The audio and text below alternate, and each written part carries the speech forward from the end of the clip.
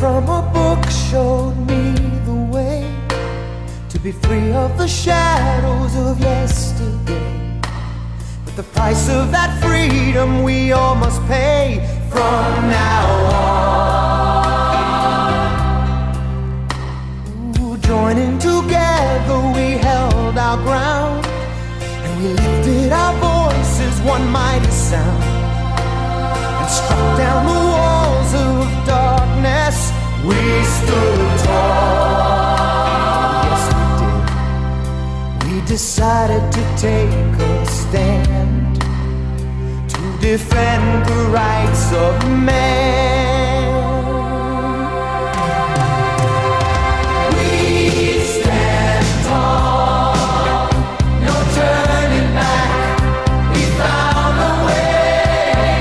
We stand tall, ever strong. We'll live on. We stand tall, knowing the truth will set us free and take us from clear to eternity, to a future we thought would never be. We stand tall,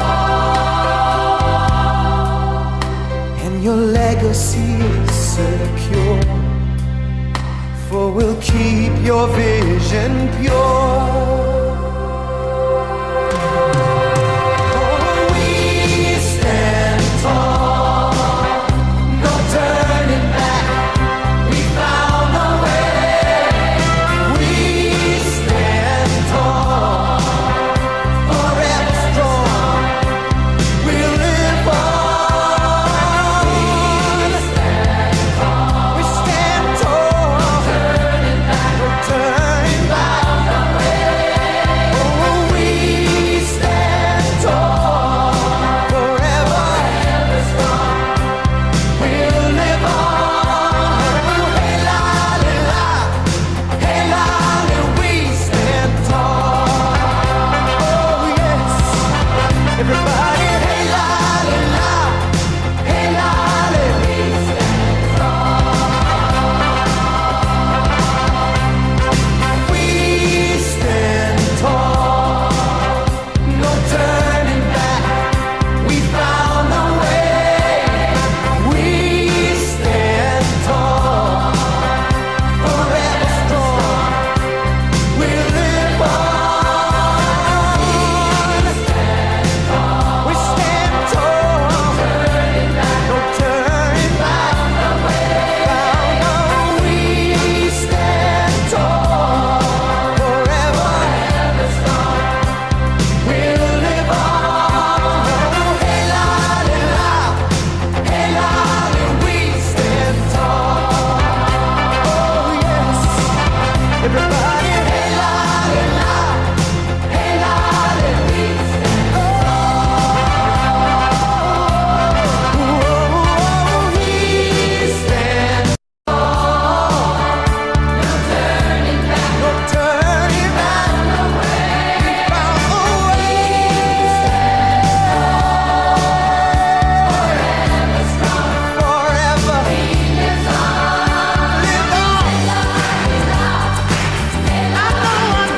know. We found a way. Hey, la,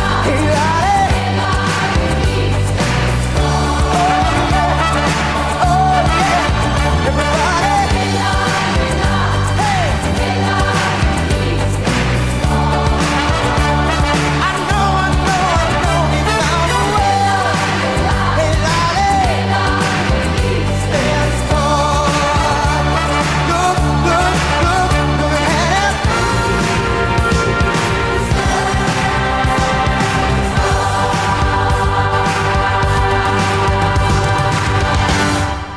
All right, everybody, welcome to a tribute to Mike Rinder. It was strange, I think, kind of funny, I guess, that when I was looking through to find video of Mike, I think the oldest thing I found of Mike was from the We Stand Tall video.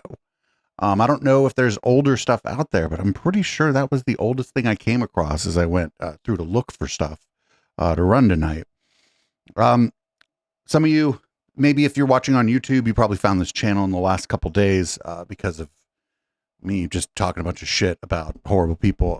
You're not getting that guy tonight. He'll be back Tuesday though, I promise. We'll be talking shit about local politics and probably some local government meetings. But tonight, I'm honored and a little bit nervous, to be honest, that one of the Discord communities that I've become a part of and come to know the people in suggested that I host something like this tonight.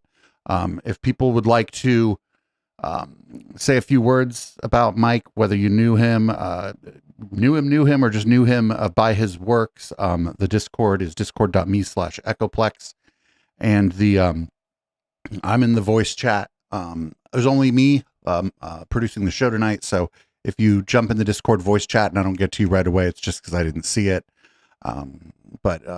And again, it's discord.me/echoplex, or it should be in the, you can find it in the description of my Twitch channel, and it should be in the description of the YouTube video. Discord's wide open. Anybody's welcome to join. It's a well-moderated community, and people won't argue with you too much there, I don't think. So this is a pretty sad day. I never got to meet Mike. Most of my reporting on Scientology, as it were, is about the community and the way that the community is fractured and falling apart. And so, Mike wasn't really that into talking about that stuff. So, but he did say something nice under one of my videos talking about the conflict that was happening. So that was nice. I was pretty honored to see him make a comment on a YouTube channel that nobody watches. So, not super good at this kind of stuff, I don't think. I mean, I'm good at producing a show, but like these kinds of situations, I'm not always the best at. So I think what we're going to do, first thing we're going to run is actually from Mike Rinder's YouTube channel. It's a collection of short excerpts from interviews that he was in that he particularly liked. So I figured you all would also particularly like them.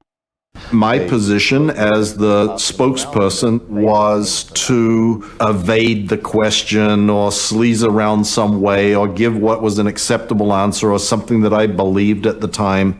Please welcome Mr. Mike Rinder.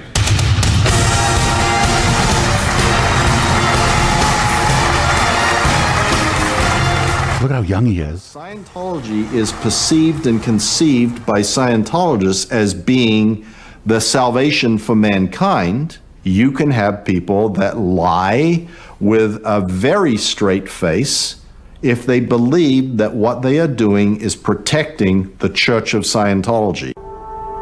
I was now sort of at the end of my rope.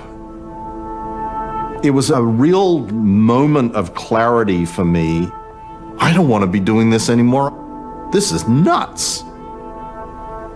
That was actually the last thing that... Yeah, Jen and Joy. I mean, we all knew he was ill, but like, for me, this was my birthday weekend. I threw a party at a nightclub Friday night, went out to dinner with my parents last night, got in a little later, had a banger of a show last night, woke up and in the middle of publishing something about the conflict that's going on in the community, I found out about Mike's passing. It's unfortunate. That as he knew he was dying, and so did everyone else. And it's unfortunate that as that was the case, that he couldn't have peace. He couldn't have people leave him alone. It was fucking gross. Person that is a blood relative of mine disconnected from me, just like that, done. And never spoken to again. My mother never knew that she had a new grandson, nothing. And it is a very, very powerful mechanism of controlling people. And the way that is used in particular, this film is coming out. Scientologists will be told, don't watch this film. Oh my God, it's terrible. It's the attacks, it's the enemies, it's like the New World Order is coming to get us and they're banging down the doors, and in the face of Alex Gibney, he's the leader. She could have made it to the party at the nightclub. The charge.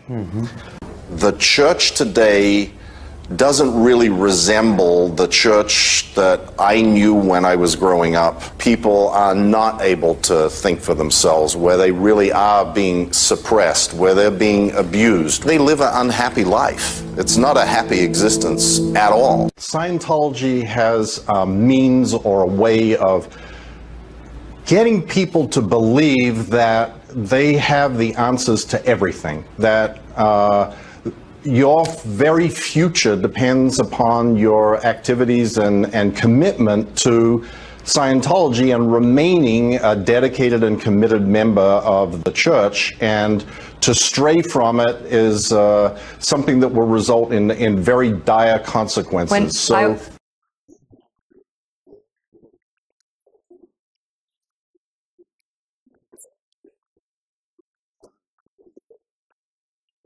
I feel like if people understand and know that I am telling the truth, then that's really all I can do. Senator Nick Xenophon asked to meet Mike Rinder in the hope he could provide information about the inner workings of Scientology, which now appear to include following and filming federal senators. You don't want to tell me your name? Well, I'm not here to be interviewed. No, well, I'm not here to be filmed by you either, but that's okay. Cool. And the second thing that I find very objectionable, although actually there's three, but the second big category of thing is the focus on money. You know, the church has become what I call the vulture culture. It is focused entirely on taking money from people and collecting money from people, and the idea of helping anyone with Scientology has taken a back seat to how much money can be gotten from them. And then I guess the third thing is the physical abuse of people, particularly at the hands of David Miscavige. What do you mean, beating up people? Beating up people. Thank you so much, and thank you all for inviting me. I feel a little like the sacrificial lamb here, but we'll see if I can overcome some of these arguments that are being made. Matthew, I really appreciate your words because effectively you have made my argument. And when you come to realize that you've done a lot of things in your life that aren't what you should have been doing, I felt an obligation to do something to change that and perhaps prevent things happening to other people in the future. And I have a very vested interest. I raised two children they were born into Scientology just as I was.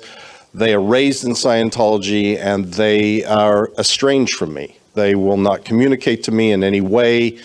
I'm what's called a suppressive person in Scientology, so I want to change that so nobody else ever has to have the experience of having their children turn against them based on what they've been taught by a group. And also the subject of the PR of Scientology is paramount. Yes. What matters most to Scientology is how they are perceived by the world, and if there is something that can be swept under the rug in order to not reflect badly on Scientology, it gets swept under the rug. There was no end. It wasn't like you were sentenced for a week or sentenced for a month or until X, Y, and Z happens. It was just you went in there and then sort of tried to figure out what you were supposed to do in order to qualify to get out. And they never once got, and they will never get, from the Church of Scientology, we are sorry. We are sorry. Yeah. That happened. It's like, what the f were we part of? Nobody has brought to the attention of the world the pain, the real pain that people have suffered in Scientology and made it understandable and relatable and changed the picture of how the world perceives Scientology and what should be done about it.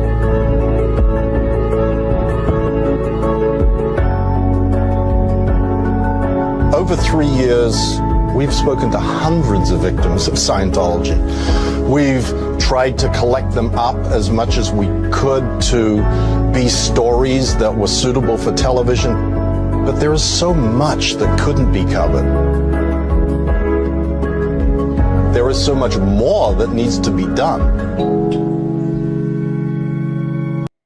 Oh yeah, this is gonna be tough. This is gonna be rough, everybody. So that's just a hodgepodge of clips from his channel.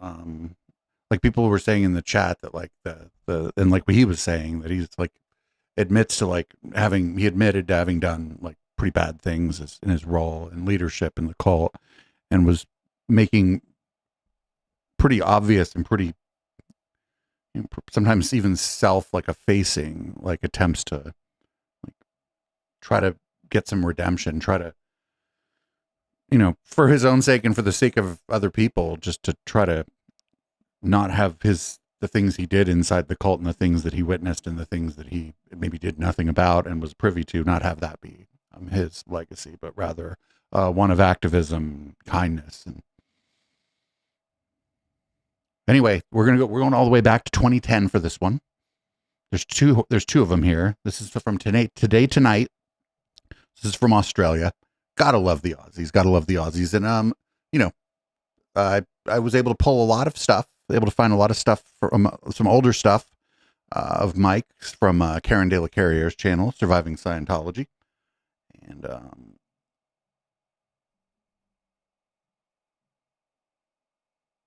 what the hell is the Raid Pal bot? Oh, well, whatever. I need to turn off the Raid Pal bot in this channel. So this is from this is Mike Rinder just being questioned by Brian Seymour on the Today Tonight show. Well, he was a Church of Scientology mastermind, the mouthpiece for the cult's global operations, one of the inner circle. But now he's left and speaking for the first time about how... And in Mike's honor, and for the sake of my own self, I'm going to pour myself a cocktail. If you're a drinking sort, maybe clink glasses with me virtually over the internet in Mike's honor. If you don't drink, that's fine too. Church works. It's explosive stuff, and the power brokers of Scientology want to silence him. Tonight, Brian Seymour continues his investigation with this world-exclusive report. Okay, here's where it gets really weird. Oh, I know he's evil. He's definitely evil. This gentleman's been hired by a law firm acting for Scientology to film these people. Is that okay? No, it's not. No, listen to me! You are not there at the beginning of that interview! I certainly made clear to John Sweeney and the people at the BBC and Panorama what really happened. We want you to know who we are and what we stand for. How close is he with Tom Cruise? Extremely close. How close? Unnaturally extremely close. Mike Rinder is Australian. He was born in Melbourne and grew up in Adelaide, just 2 doors down from cricket greats the Chappell brothers.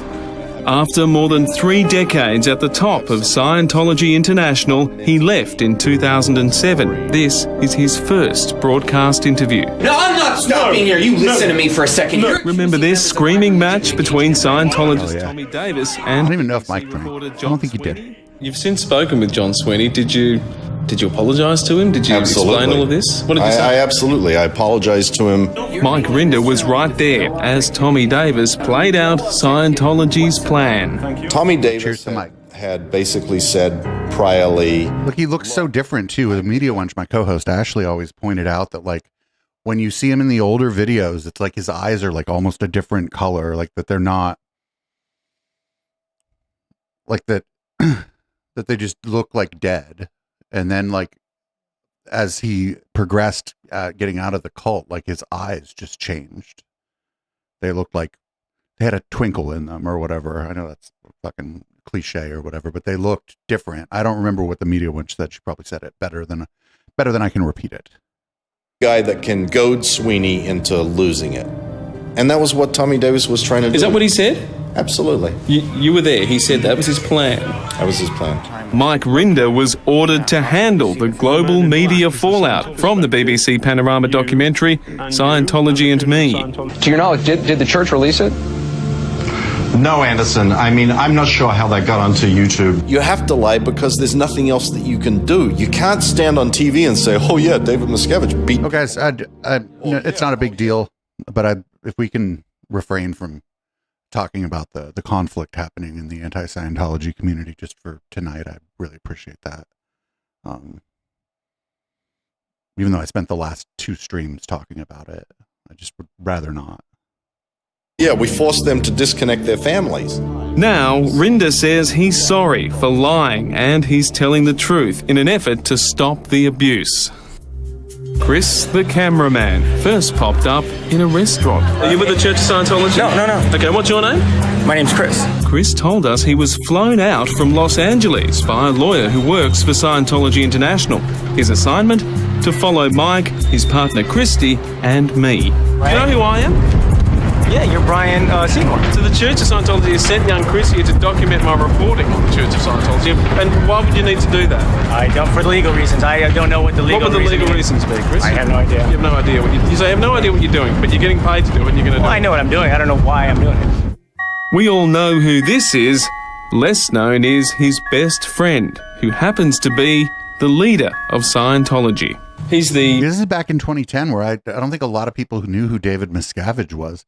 I think like the average person walking down the street doesn't know who he is right now, but I think like a lot more people, because of work from people like Mike Rinder, particularly because of the Scientology and the Aftermath show, I think a lot more people know who David Miscavige is. And if you've ever watched that movie Ready Player One, you cannot tell me that the bad guy in that movie is not heavily influenced by David Miscavige's manner of speaking and mannerisms. equivalent of the Pope in Scientology. He's the leader. He's the absolute authority. That's correct. He likes to call himself the equivalent of the Pope. Unlike the Pope, who reigns over his faithful through a shared belief of divine providence, Rinder claims that's not really the Pope. David Miscavige Pope's a monster uses too. fear and brutality to control. How often would he lose it? How common was this? You know, a couple of times a week. When Mike Rinder first joined Scientology, he served the founder, L. Ron Hubbard, when he lived on a ship. Then he was promoted by David Miscavige to head the International Office of Special Affairs, the department in Scientology that handles critics. Going Clear was a huge fucking deal. That movie, Going Clear, was a huge fucking deal.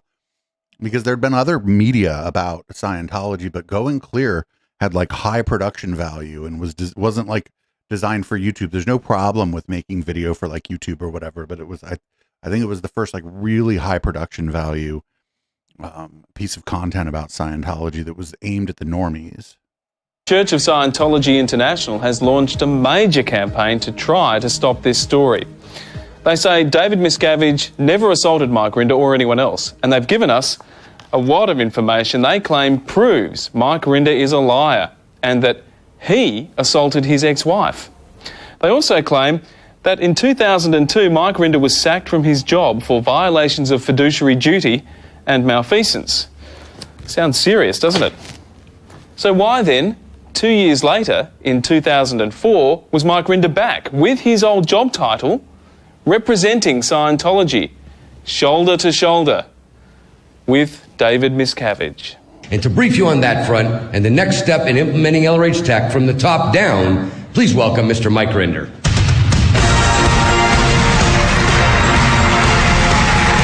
Here, David Miscavige introduces his trusted lieutenant, Mike Rinder, to a 2004 Scientology event.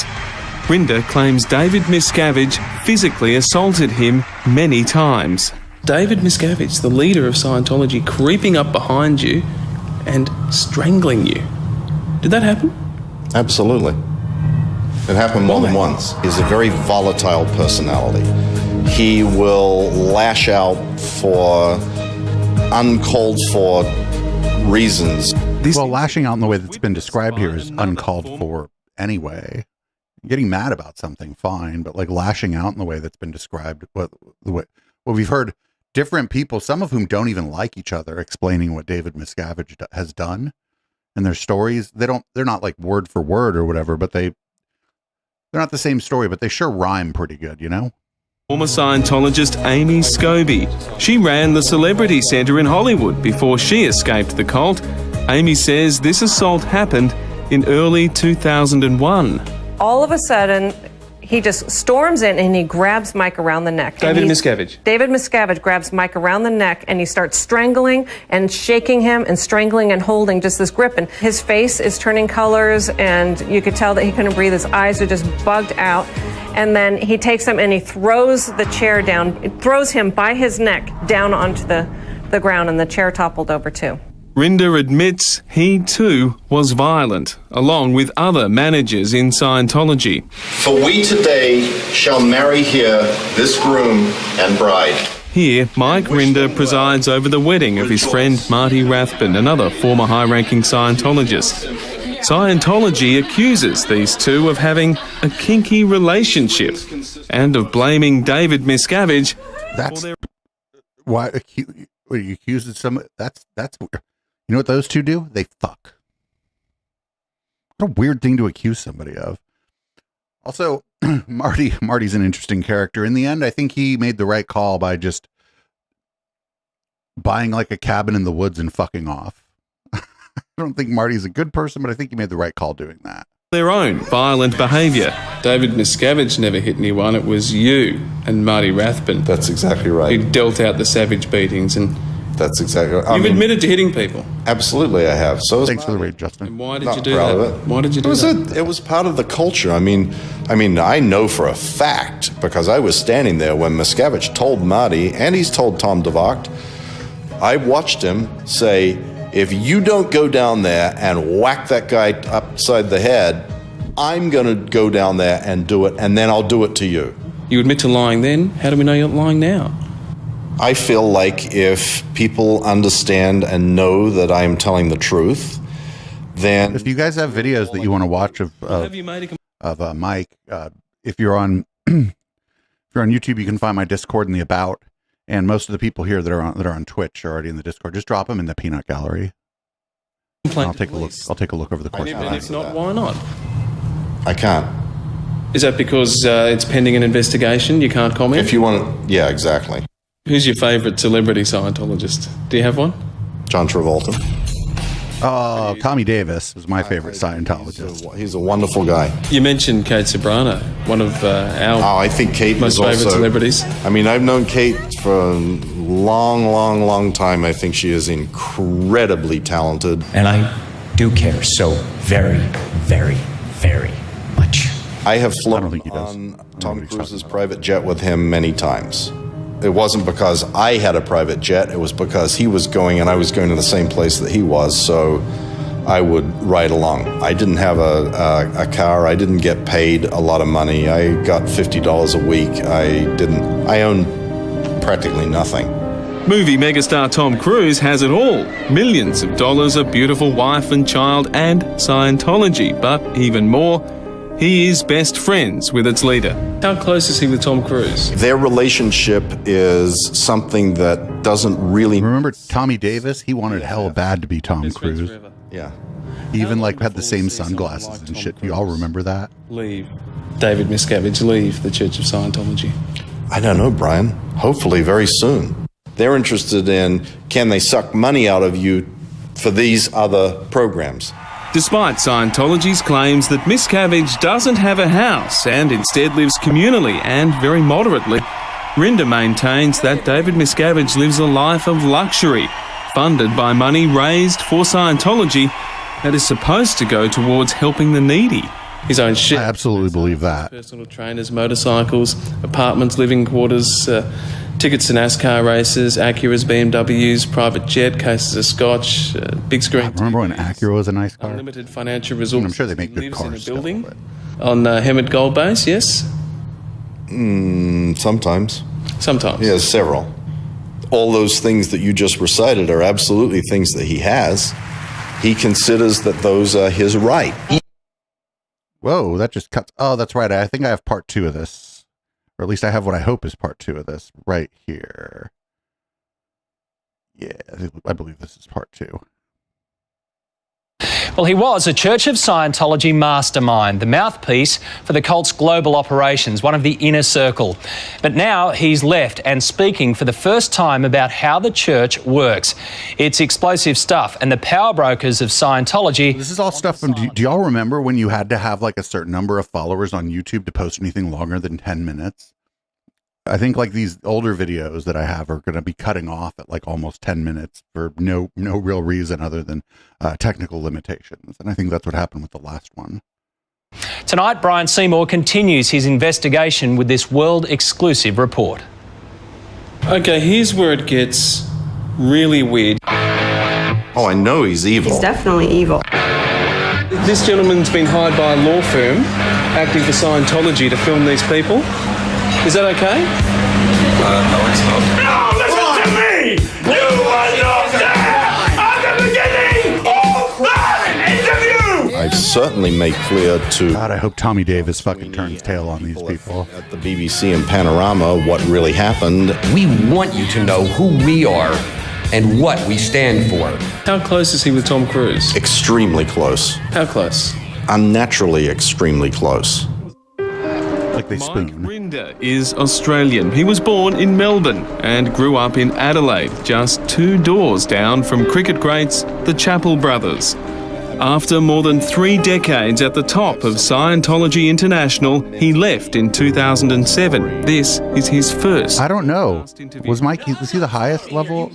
I guess it depends like how you stack rank it and how you decide who is a higher level than who, right? Because oh, cool. I'll take a look. I'll take a look at the links in a little bit because there was, I think, one of the highest ranked auditors to defect was Karen de la Carriere, but she wasn't like high in the administration, right? She was high in the pseudotherapy part. And I think somebody, Bob in chat here is right. It's either him or Marty. Listen to me for a second. Remember this screaming that David Miscavige pops would have been high ranking, but David Miscavige treated his pops like shit in Scientology. Scientologist Tommy Davis and BBC reporter John Sweeney. Oh, maybe, yeah.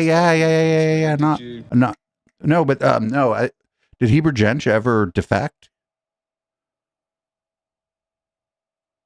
Did you apologise to him? Did you explain all of this? Because that's who her husband was. That was the Mike Rinder was right there as Tommy, the president of Scientology International. Davis He's married to another man now, Jeffrey Hawkins. Tommy Davis had basically said priorly, look, I'm the guy that can goad Sweeney into losing it. And that was what Tommy Davis was trying to do. Is that what he said? Absolutely. You were there. He said that was his plan. That was his plan. Somebody grab that link and drop it in my Discord so I don't lose it. Media fallout from the BBC Panorama documentary, Scientology and Me. To your knowledge, did the church release it? No, Anderson. I mean, I'm not sure how that got onto YouTube. You have to lie because there's nothing else that you can do. You can't stand on TV and say, oh yeah, David Miscavige beat people up. Oh yeah, we forced them to disconnect their families. Now, Rinder says he's sorry for lying and he's telling the truth in an effort to stop the abuse. Chris, the cameraman, first popped up in a restaurant. Are you with the Church of Scientology? No. Okay, what's your name? My name's Chris. Chris told us he was flown out from Los Angeles by a lawyer who works for Scientology International. His assignment? Man, grift upon grift. Chris is grifted. Don't knock the hustle. Do you know who I am? It's kind of cute too. So the Church of Scientology has sent young Chris here to document my reporting on the Church of Scientology. And why would you need to do that? I don't, for legal reasons. I don't know what the legal reasons. What would the legal reasons be, Chris? I have no idea. You have no idea what you say. You have no idea what you're doing, but you're getting paid to do it, and you're going to do it. I know what I'm doing. I don't know why I'm doing it. We all know who this is. Less known is his best friend, who happens to be... And this is like a rehash of the first Scientology. He's the equivalent of the Pope in Scientology. He's the leader. He's the absolute authority. That's correct.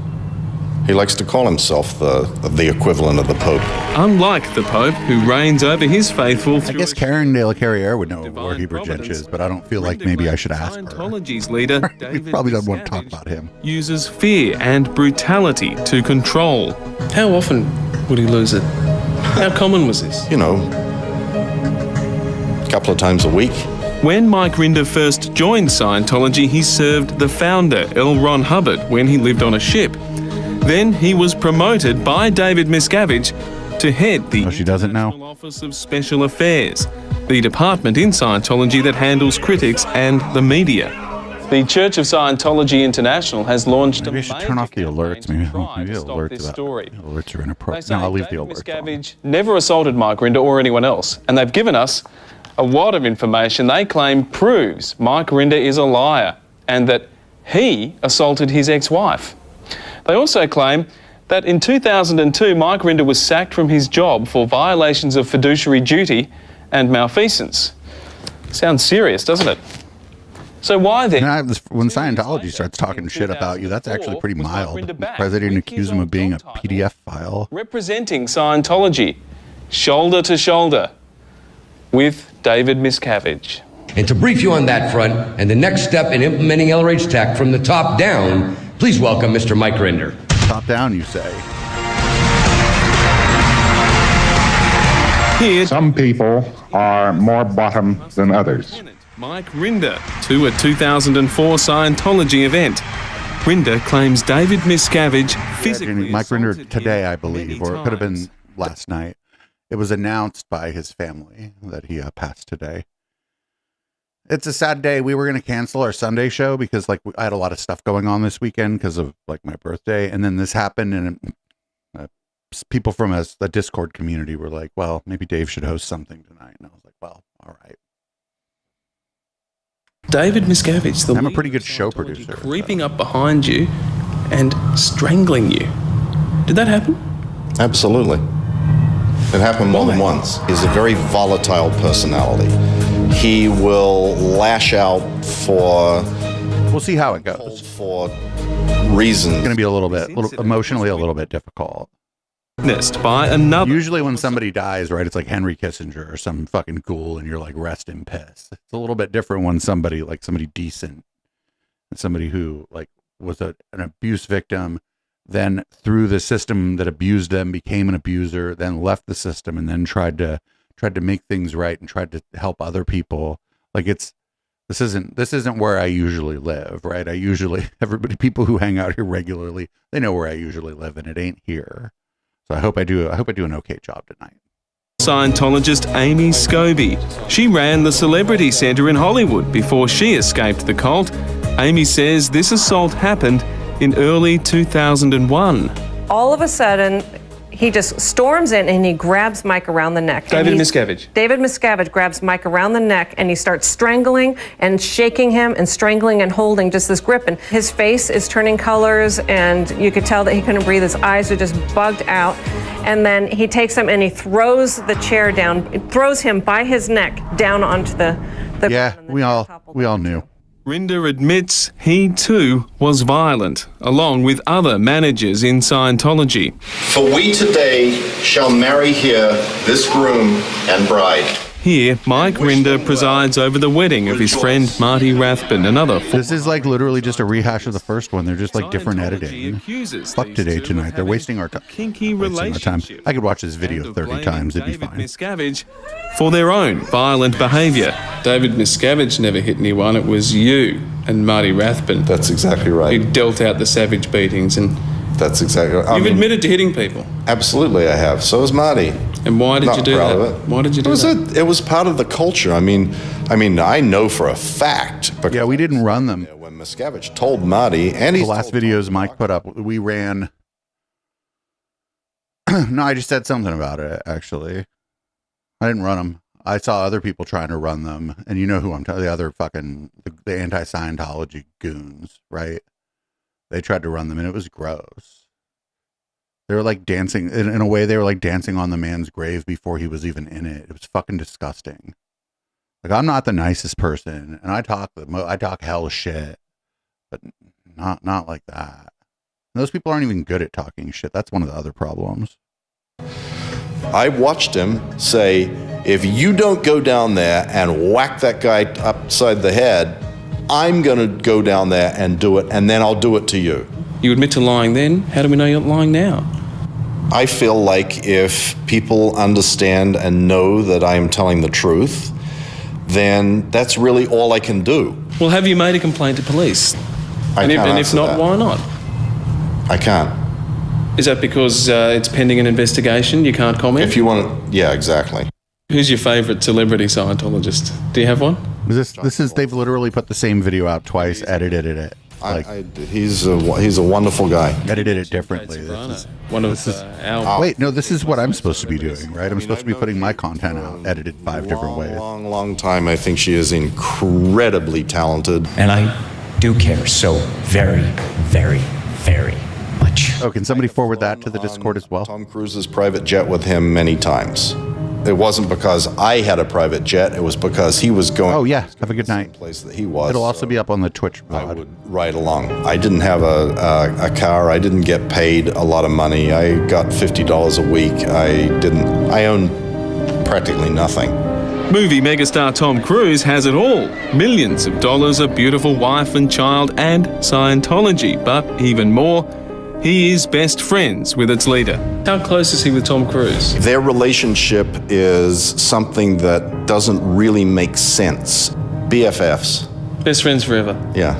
How long before we see someone like Tom Cruise leave, David Miscavige leave the Church of Scientology? I don't know, Brian. Hopefully very soon. They're interested in, can they suck money out of you for these other programs? Despite Scientology's claims that Miscavige doesn't have a house and instead lives communally and very moderately, Rinder maintains doesn't have a house. David Get the fuck out of Miscavige here. lives a life of luxury, funded Remember that by dude's house has a house. for Scientology that is supposed to go towards helping the needy. His own chef, massages, personal trainers, motorcycles, apartments, living quarters, tickets to NASCAR races, Acuras, BMWs, private jet, cases of scotch, big screen TV. Okay, well that was more. It was edited slightly differently, but more or less the same video though. It's supposed to be part 2. Milking that shit for all they can. This is from 13 years ago, also from 2010 or 2011. 2011. This is videos of Marty and Mike going fishing, I suppose. We got action here at the White Shack. Rinder's got himself a lunker. I don't know if it's any bigger than any of the other ones. Yeah, I don't see that pole bending that much. You got another sand trout. Scientology and the YouTube, very funny, very funny. I'm glad people are able to crack jokes. He still owes the Seor all those hella billions of years. I know. All right. Now, Mike, there's no reason. Don't you get like 23 years off before you come back as a salamander or something like that? You want that rag? So what's the story with Pie Face anyway? This is Pie Face. Actually, you can draw Pie Face. Pie Face is a... Pie face is a term of art now. It was invented by Miscavige to describe how people supposedly looked at him. When he was berating you or berating a group of people and asking questions that you're supposed to be able to answer, but there is no correct answer to any of these questions. There never is. It's part of his implant technology. Like, he'll walk up to you, and it's all intended to drive your anchor points in. And he'll walk up to you and ask you a question like, and this is an actual question that he's asked many people, are you still sucking cocks? Well, my answer would just be yes. Probably why Stephen Mango didn't feel so welcome there. Also, I don't know if there's a lot of people from this community watching. Anybody has contact with Steve Mango, can you do me a favor and like reach out to him? Maybe let him know that me and the Media Winch are sorry. We're too mean in our coverage of his videos, I think. So, I mean, what's the appropriate response? I stopped last week, sir, or I never did in the first week. You're back. You know, there's no answer. Right. I'd be like, give me yours. So the only thing you can do, I'd be like, give me yours right now. look at the guy in disbelief, or with TR0 in, just confronting evil. Yeah, that's a good way of describing it. So to me, pie face is a badge of distinction when you get accused of pie face. But in any event, well, it wasn't at the time. At the time, it wasn't. But then he went around accusing people of being pie-faced? Well, This is then what he'd do. he'd start saying, you guys are all just pie face. And I was actually the one that he, at least, that said that I was the start of that. Like I was the copper wire king. Right. I was the start of pie. Copper Wire King, what were you doing when on your day off?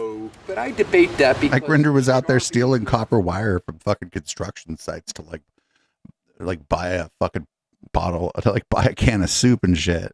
decided you were the, but you know, at RTC they did it and found out I was super pie face. I was actually, you got it from me. So, okay, well, maybe. All right. In any event, so then what would happen is Miscavige would then start drawing this thing, and he would draw it like this, and this was pie face. Like that. Uh-huh. That's it. That's an emote. Then he had little badges. We have that. We have that emote, don't we? Were pie face badges. What it said the word pie face, or it had that picture? Just that. Okay, just like the picture. it wasn't a smiley face. Right. It was like a takeoff from the smiley face. It was pie face. Right. And then there were big signs put on the notice boards that were just big pie faces. And pretty soon it became like pie face is. Does somebody want to remind us? We can do that tomorrow. Oh, I don't know who the person is. Do you think it's probably just Marty's wife? Yeah, I think it's probably just Marty's wife, just hanging out with them. Not just Marty's wife. She's a fucking person. But I mean, like, yeah, I think it's like not a person doing like a formal interview. And lack of intelligence of anybody that he was talking to. Well, I don't know who Christine is. Here's the implant nature of it, though. He actually created pie face because if you ever displayed an emotion, whether it was a negative emotion below 2.0 or a positive emotion above 2.0, he would slaughter you. Right. You were slaughtered for displaying any type of emotion. Yeah, I remember the fucking, what was it? It was in the, before, it was in, what was it, the St. Petersburg Times, before they got bought out or whatever by Tampa Bay, where it was like the truth rundown or whatever that they had published. I think Marty was the whistleblower in that one, and that was like that was huge shit. That was huge shit. Emotion. Mike's wife. Thank you. I guess monotony, or I don't even know. And then that became unacceptable. So he said, "You're all this." Right. And he'd draw the picture and make the guy hold it up in front of his face at the WDC meetings. Exactly. Then there's a whole bunch of WDC members with these things held. Yeah, this is good. This is pie face. I forgot about this one. This is pretty funny. Thank you for posting that. This mask in front of their face. Correct. Well, this is actually tech of his, because he's now exported this, believe it or not, to certain. Oh, here's one about Battlefield. A segment of this about Battlefield Earth. Wow. Let's go. But one certain celebrity. Yeah, but you know, he. I mean that. You can ask Jeff Hawkins. All those guys are aware of this. Amy. Anybody who was ever in it between 2000 and now, he would do it consistently.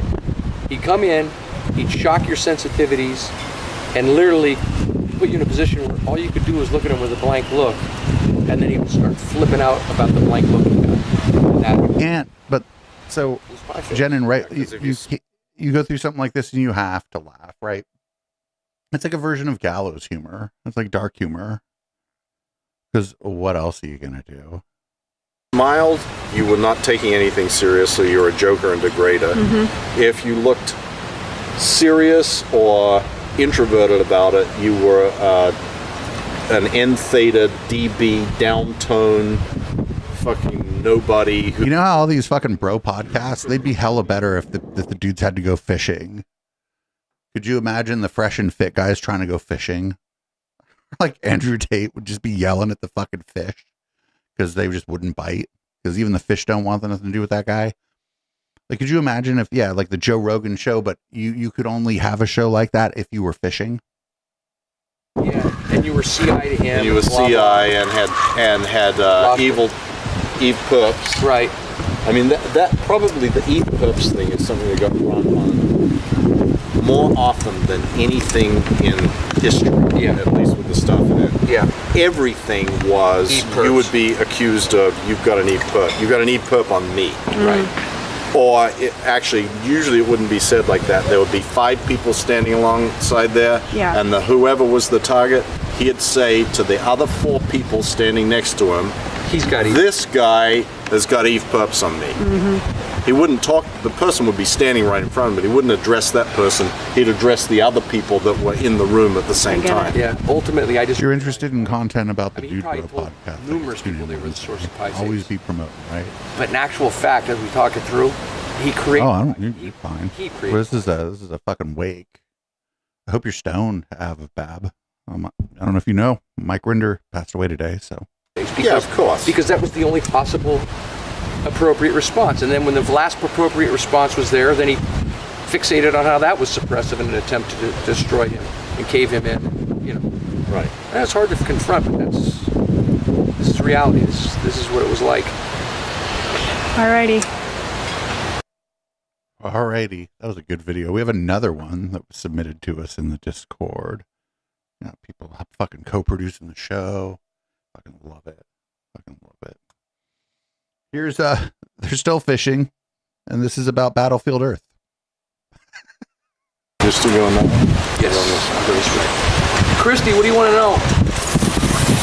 Tell me about the story with the Battlefield Earth movie. What was that all about? Battlefield Earth? Yeah. They only got 10 minutes for this.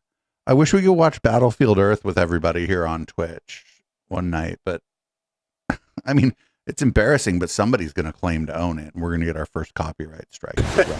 Battlefield Earth was DM's baby from the inception. He had ASI on this thing from the beginning. Matter of fact, Do you have that one, Juco? 'Cause I don't know if Marty went bad. I think Marty took a settlement from them and fucking, I don't know. I think he I don't think everything he did was right, but I think he took money from Scientology and just went and bought a cabin in the woods and fucked off. I don't know, dude. I mean, fucking trauma does shit to people, you know? And I don't know why. You felt like you couldn't effectively lie at some point because maybe you weren't grounded or something. But he made me. Yeah, and I'm so, like, I was like, oh, it's going to be really hard to find good Mike Rinder content. No, we could be here for fucking 12 hours. If every time somebody's like, I remember this thing, and I remember this thing, and I remember this thing, and I was able to magically pull up the video, we'd be here. People would be missing work, their Monday shift at work. No, I saw the propaganda videos that Marty did, but some of them, the things he was saying about some of the people were true. No, we ran through all of that. Years for times it is a complete and utter lie that the church had one single thing to do with Battlefield Earth. Lisa, I'd invite you over to come watch Battlefield Earth with me at my new place, but I don't know where the fuck you'd sit. Did it from the West Coast building in Clearwater. Oh, we could do it at night. Oh my god. Second floor or third floor? We should MST3K fucking Battlefield Earth at my friend's nightclub. In the conference room with him hovering over me. Hey, Catherine. In my chest. Oh, as happened with It's good to see people actually chatting in YouTube, although it's not. It's like a somber occasion. I don't know, though. Mike was always about creating content, and I don't know. I like to have fun on stream and stuff, so maybe I should chill and just be myself and host the show. Own 40th, right? Yeah. And of course, Yeah, no, Marty did. He fucked a bunch of people over, but he did everything he said wasn't false. And then he fucked off to the woods, which is, I don't know, you think about the way that some of the other former Scientologists went. If they'd have just fucked off to the woods, I feel like things would be better. Chill and fish. Case, and what was it? Every single you can't fish without alcohol. Wait, they're fishing without alcohol? The daily shots from the set. Yeah. So I mean, there was time. I don't think Mike Rinder drank. I mean, it was. I don't think I ever saw him like in any of these videos where he's like hanging out with people. I never saw him like with a beer or anything. I think Mike Rinder probably didn't drink, did he? The church. You know, Marty probably put him back. Author services, and we would go down, watch the daily cut, the daily rush they call it, the shot on video, and then Dave would He's in finish, South Texas. and The fish have like 7 eyes. and he would guffaw. You know, he would There's no fucking environmental regulation there. while you guys are sitting here getting me sucked into the McPherson case. Look what I'm doing, right? Look at this masterpiece I'm producing. Yeah, well then, then he would say, and as we were getting ready, we'd see it, and then he'd say, get that Beaner on the phone. That Beaner cunt. That Beaner cunt. Oh, that Beaner slit. Or that Beaner slit. Barbara Ruiz. Which he fondly referred to, or that greaser slit, which was Barbara Ruiz, is how he referred to her. And he'd say it to her face, consistently and constantly. Because she was Mexican. Because she was from Mexico. Yeah. And she was the ED Author Services, and he'd call and just start spitting out all his critiques about the thing, about the clips that he saw. And of course, those would all get transcribed, and then Barbara would then have to relay it to the director of the film. Take this out, do this, change that, all the way through that entire movie. Now, am I lying? Not at all. That's like... Okay, then, when the film finally got done, we're still in Clearwater handling the McPherson case. And on a Saturday morning, DM had arranged for a special showing before the premiere. Right. And we got a theater in Clearwater, out by Countryside, I think. It was the Woodlands. Is that what it is? Yeah. Okay. And we went out there with several CMO people and DM and Shelley and watched the movie. And as soon as those initial opening credits came up, he was next to me and he says, look at that. I can't believe it. It's like this is like real. It's like a real Hollywood production, right? Okay, so we watched the movie. We go out in the parking lot and he says, get JT on the phone. So Lou, and I swear to God, I have never seen a bigger brown-nosing, butt-kissing. I don't think that cult of Science. Somebody asked how you hate feeling this miscavige. I don't think the cult of Scientology is going to say anything about this guy's passing. I think, like, again, I say this a lot. They worship a space alien, but everybody there isn't stupid. And this guy passed away, I think today or last night or whatever. And if they put out like a hit piece about the guy right after he dies, that's just really bad PR. He was on the phone singing John's praises for a half an hour, probably easy. Wow.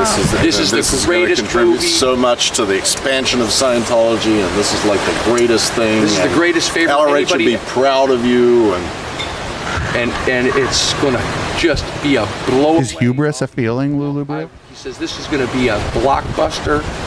I mean, yeah, the cult of Scientology has been saying a lot of nothing about like a former and anti-Scientologist for a while, for a different reason than I think that they're not. It would be ill-advised for them to put anything out about Mike Rinder. But I don't know. Sometimes, what if you just shut the fuck up? Like, it's always an option. It's weird for me to think Scientology is taking that option, but I think they're gonna shut the fuck up about this. 2 thumbs up by him. Wow. Commending John. Now, fast forward. Well, Juco, it's pretty hard for them to come up with memes anyway, because their memes look like the cover of the New York Post, right? They look like a tabloid. It doesn't even look like a meme. It looks like a crappy, like the cover of a shitty tabloid. Later, I'm still down in Clearwater on the McPherson case, among other. Hubris. Is hubris an emotion, or is it just a thing, a behavior you display? Okay, first of all, that weekend when the movie tanked, I mean, almost immediately. I mean, we saw it. We were there. Right. Immediately. Did you go see the movie? I've never seen Battlefield Earth. It was that fucking JT motherfucker with all his out ethics. Oh, yeah. And I wish Marty wouldn't have gone bad, because I like that. I like that a little bit. I like that motherfucker. I don't even know who JT is. Oh, John Travolta. Instant. And wow. And then started bringing up all of JT's, out ethics stuff that he used to talk about all the time. The particular. Oh, that's right. Fucking Mike Rinder. Fucking people were mad about it. Remember when in Rinder's book when he said that he had some interaction with John Travolta where there was a person there who was supposedly there for a massage or something, but it was apparent that the person there was a sex worker. I forget the exact nature, but then you had people being like, "Oh, don't out him," and I was on the other side of that. I'm like, Scientology is an anti-gay organization. Scientology says that queer people are covertly hostile. Their tone is 1-1. And so if somebody belongs to and gives money to such an organization, out them. Particulars of it, which I won't talk about, but he brought them up. And that's why, you know, you could never trust a blank. Okay? Did you hear him say that? Yes, I did. I mean, numerous times. Okay. Like, which slur are they blanking out there? Good on these guys, by the way, for being like uncool with Scientology's fucking clear like racism, and they haven't mentioned the homophobia part, but there's been a couple parts in here where they were like alluding to like the people behaving racistly, and they were like, that seems bad. Even Marty, you'd think Marty, I don't know, maybe Marty's an anti-racist, who knows. Well, a year and a half later, they did some big, you know, everybody's getting their heads cut off because the movie is, you know, gets the Raspberry Award and all that, you know. Oh, really? You think it was a first movie ever and all that stuff? So now he calls me in and says, all right, the reason the movie was tanked is because the special effects were cheesy. I was going to say because the Jews run Hollywood. But that would have been L. Ron Hubbard, not David Miscavige. Special effects were cheesy is because they didn't have a good enough budget. And the reason they didn't have a good enough budget is because JT took a salary. And I think it was half of his regular. He was an 8, you know, that's when the A-listers were getting 20 million. Yeah. And I think he got half. I think he took 10 or something. Whatever it was, that was now the why. Okay? So I was to handle JT in ethics. What, because he took too much money? Is that what he's trying to say? No, because he was too gay. He took any money, I guess. I don't know. He said that the reason why the special effects sucked is because JT took a salary. He should have just done it for charity. Yeah, okay. Special effects sucked because you paid the only recognizable person on the fucking cast to be on the cast. The movie would have sucked more without John Travolta. Like, if there weren't a bunch of looky-loos going watching it because they had heard about Scientology, imagine how bad the movie would have tanked. The movie did as well as it possibly could, I'm thinking. That was the why. You know, I don't know. That's what he arrived at. I don't know what, you know, that guy. Right. But Battlefield Earth as your first date movie, it could be a meet cute, right? So JT comes in to the sandcastle, gets his suite with the, you know, 3 rooms, whatever. And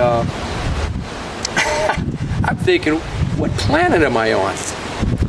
You know, I gotta Tigiak. This guy. Tigiak, sir, you were on Tigiak. You know, even if JT, you know, the only who was him. He was like the super director. Right. He controlled every aspect of it, down to the daily rushes. Okay. So now I gotta handle JT in ethics, and I swear to God, I don't know how I weaseled around that. I actually do know how I weaseled around it. I simply got drunk as fuck. Took it up with him.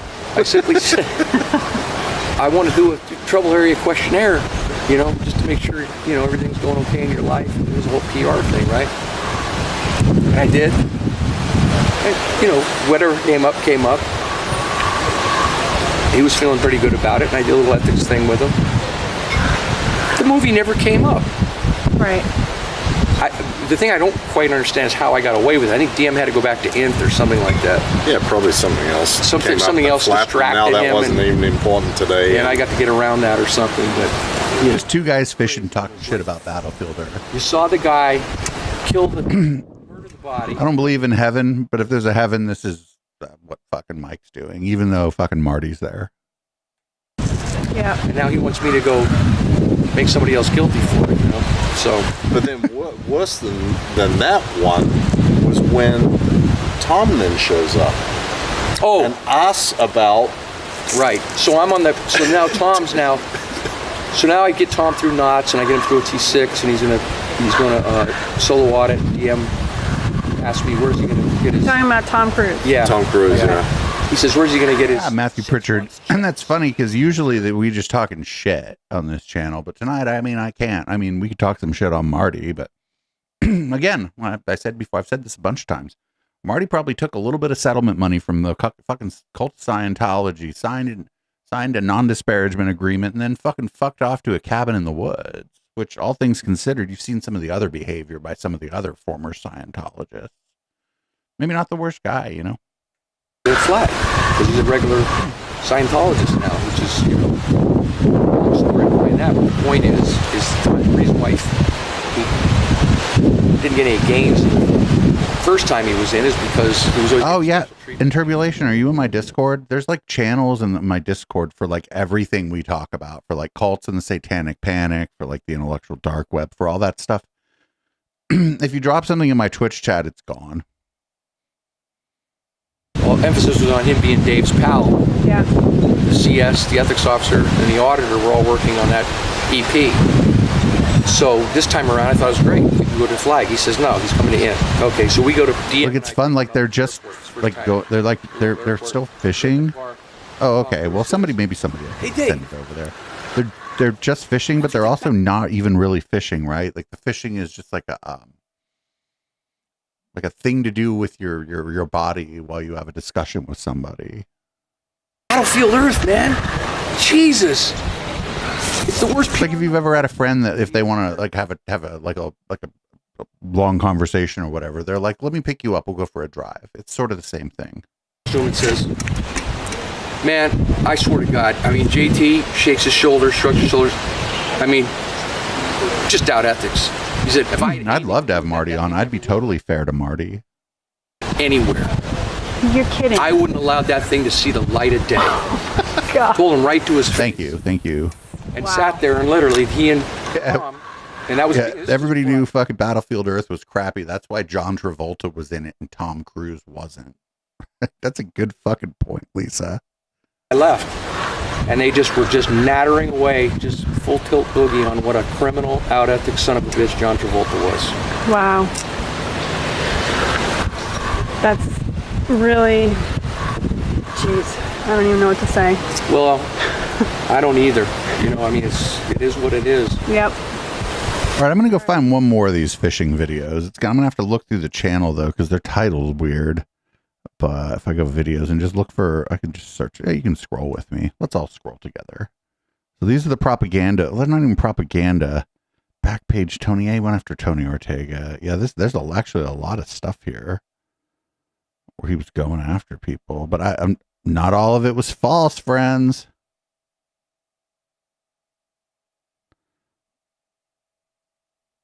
Where's the videos with him and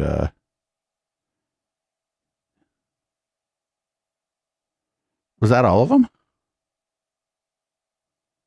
I think Miscavige the media. We got one more. We'll watch one more before we move on. How about the way this guy plays this game of I am too important. I am so above you media guys. I am the Pope, right? I'm all this shit, right? We're not going to watch all of them. I have other stuff. He's micromanaging the cycle. These are good. This is pretty wholesome. You know, you've got minute by minute direction of dude's rule. Well, contradictory direction. If you have to do this, you have to do this, you have to do this, you have to do this. Tell him this, cave him in this way, do that. Catherine Olsen, it should be in the video description. You got to do this, you got to do that. Why? Anybody on YouTube who's unfamiliar, we have a pretty good Discord channel, a pretty good Discord server. It's pretty well moderated. People aren't arguing in there and shit. And we talk about Scientology in there if you're interested. The second his name comes up and they want an interview, are you kidding me? The gall to ask me, like I've got time for this shit? And that's all. Who's asshole?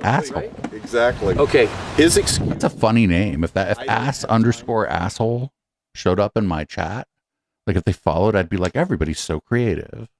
To talk to the media, he did it with the St. Pete Times. He did it with the BBC. Oh, you mean Aaron? Everybody that's ever requested anything except for back with Nightline. Right. And the earlier 98 St. Pete Times ones. And of course, both set up and of course, those require 9 to 10 months of preparation, rehearsal. I mean, how many times for Nightline? We were calling him Q Aaron for a while. That was fun. Yeah. And he'd go into this 8-hour freaking. Well, this is what I'm going to tell him. Now, Ted, put up. 9 months. Yeah, 9 months. 9 months.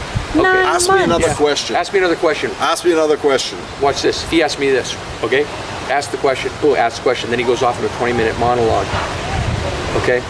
Okay, you want to talk about you talked about the St. Pete Times, though. Remember the St. Pete Times, how many times during McPherson, because they covered it regularly. Right. And he was in that building the entire time dictating every legal and PR move, where we'd get on the phone and he'd have a pad, and you had the phone on conference on mute. Right. And when you talked, you had to take mute. Can you check and see if that's available, Lisa? So that he could hear the whole thing, be there, and write notes to tell you what to We could just put a list of people we don't like there. It'll be fun. duplicate and say what was being said in the notes. He'd like, stop, hit me. Yeah, our Discord's public. It's not mostly about Scientology. And it's a political Discord. We're a political channel. We're a leftist. No, I'm like a shit lib, but like I'm not mad at communists. But it's a nice space. People in there aren't arguing. It's pretty mission focused. Channels in there that help me produce all my shows, etc., etc. But you wouldn't say exactly what he said, right? You try to. Speaking of communists, You have to understand what the communists do is urinate on everything. Writing the answer, and then it would always be distempered and something you couldn't really say. So you were having to try to translate it so that you wouldn't sound like a lunatic. Give an example. I mean, you'd be on there and he'd be going through the conversation, and then you'd have these huge comm lag. You know what I love about this is that Rinder kind of looks like an extra on Burn Notice who would just be sort of hanging out at the cafe while Fiona is telling them about all the explosives she put in somebody's car. I mean, they thought we were cult members. Because you're waiting for him to finish writing. Right. And then you start saying, as he's writing, he's going, just say it, you motherfucker, say it. No, that's Rick Wiles, dude. That's from the Rick Wiles White Power Hour. And then you'd read everything that he'd said, and then you're waiting for the rest of the sentence to come. So you stop halfway through the sentence. You sound like a lunatic. And so you can't get the sentence down, and so you stop happening, and he's like, then he's hitting you. Oh, Jake Lloyd. Well, thank you, Jake Lloyd. That was very. I'm not used to actually following the YouTube chat because there's usually nobody watching the show on YouTube. Yeah, thank you. I'm really good at making fun of people and not necessarily good at this, but I just figured it's a like, would you say it's a we're like holding some space for some people who just want to like watch old Mike Rinder videos and chat like this, right? Okay, so I remember distinctly one time. Usually not good at that. I'm a bit of a narcissist, and I usually want the whole thing to be about me. Just I'm like, how's your wife, Marty? And I'm getting this thing in the thing, right? And I said, you tell your editors that your entire paper is a pack of bigots, Tom. And then is Marty an anti-racist? He's going, what? How many times? I mean, it happened all the time.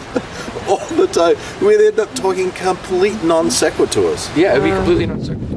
And it was like insanity. And it only got explained to those guys when we saw them 2 years ago, whenever that was. Yeah. To let them know what it was that was going on. Yeah. Well, but you could be married to a black woman and still be racist. Phone when they were having those phone calls with us. Right. But meantime, the number of times that he has had letters written to the media that have I'm going to try to keep it mellow tonight. I have a completely packed schedule. I couldn't possibly do this. It happened with CNN. CNN got put off for 9 months with in 2007 in 2006. Yeah. Thank you for your positive encouragement, though. Whenever it was that Anderson Cooper was first wanting to do a program. And it went on, and there's long letters sent to CNN about... But one of the things that Leah, Mike, and I never heard Marty talk about was how Scientology is white like a fucking Forward Party meeting. The only person I ever heard talk about that actually was Karen de la Carriere. You always talking about how it's just hella white. Just the whitest shit in the world. Like it's white like the country club when the country club was the country club, right? Have time. He's too busy. He won't have time till November. This is in February. He won't have time maybe until November. And this was a puff piece. It was a puff piece that I work to get set up to be a puff piece. Right. It was going to be an hour-long program on Scientology with interviews with all the celebs, tours of all the facilities, everything. Ooh, Marty just fucking cut himself, I think, with his fish hook. Miscavige got bent out of shape because he thought I was trying to usurp his role by me Only being bowling the one league. that was going to talk to the media Right. instead of him. You negotiated the deal over a several-month period. Dude, when I was 16, I was a bowler. I was like hella good. Got their agreement to do a What is Scientology piece. Like, tell me what happened then. They're literally at that point when you reported. And I'm not even kidding. I went to a teenage bowling tournament and they drug tested everyone. And so I left. I was there with my dad and I was like, Dad, they're drug testing everyone. I'm not gonna be in this bowling tournament. He was like, what? I'm like, Dad, I smoke weed. I smoke weed in your car. He's like, oh yeah. So we did something else. Then I quit bowling. What are you doing? And then has me in front of everybody. What up, Wolfie? Going, who do you think the world wants to hear from? This little SP or me? So everybody says, oh, sir, you. Yeah, well, he's trying to set up this program. Well, I would have gladly let him go do the interview. Right. But every time they said, so Miscavige is going to do the interview? Well, you got snagged on a fish hook too today, Libertad? He'll do it if blah, blah, and it'll be in November. Yeah, like there was I was maybe a little lower than that, but like some of them kids were like hella good at bowling, and some of them were like sober and like. We can't wait that long. Well, he doesn't have any time until then. And meanwhile, getting high before the fucking tournament. Hours and hours dictating. There were a lot of fucking dorks. Things about what needs to be said to CNN in order to handle him not appearing on the show. Right, and then ultimately, when push came to shove, he started accusing you of feeding him to try to set him up so that Anderson Cooper would rip him a new asshole in front of the national public. And so now you were trying to set him up. Yeah. It went on for months and months and I should start bowling again. I have some fuck. Problem is you have to wear like dark colored shirts because the bowling oil from the lanes started fuck your shirt. Going, oh well, I'm not doing Anderson Cooper. I'm going to do Larry King because he'll ask me puffball questions. Right. So then he got Anderson Cooper in a competition with a theoretical competition, right? With in his own mind, with Larry King. It eventually the show never happened, right. As everybody knows. He never went on Anderson Cooper. Did go on with Ted Koppel that one time, and Ted Koppel fucking bodied David Miscavige. Been just totally polite, just regular old school newsman, just absolutely fucking bodied Dave Miscavige. He was like, I'm rich. I feel like I'm successful in my job. I love my wife. What am I going to get out of Scientology? And David Miscavige was like, all of that will be better. The guys are in Jenin, yeah. News department of CNN. We got more stuff. Make sure you watch the VOD or don't. Out of the mouth of the church these days because of that exact experience. And meanwhile this I'm too busy, and he's spent 100 hours figuring and pondering and dictating to set up a softball thing. There would be no resistance, and he'd come off smelling like a rose. And if there was any chance of him looking personally bad in any way, shape, or form, can't do it. Right. And of course, the excuse is I'm too busy being involved in this in the first place. Exactly. Wow. Wow. That's pretty good. I'm glad we watched those. We're going to move on to, we had a couple clips of an interview Tony Ortega did with Mike Rinder. That's from 2013. This is from Karen De La Carriere's channel. This is Mike Rinder talking about the hole. Nobody can contemplate walking in to the hole and staying there if they just come from the outside world. And that's what's hard for anybody to understand is none of the people that were in the hole had just walked out of, a job at the Village Voice. they're all people who had years and years and years of indoctrination into this is how things are, and this is what's right, and this is what's acceptable, and this is what you tolerate, and here's what you put up with.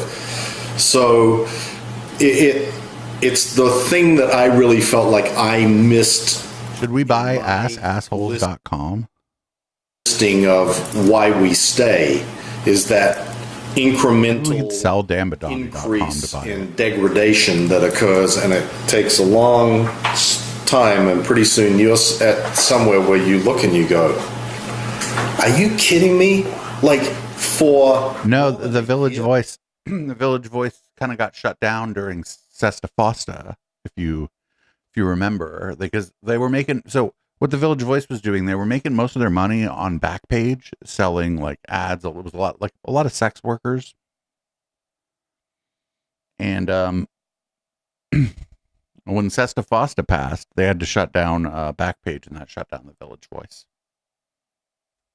Yeah, I slept on the fucking floor, and I was fed slop, and I was in a building that had bars on the doors and windows. I wasn't allowed out, and I was supposed we should have Tony on again. And circled.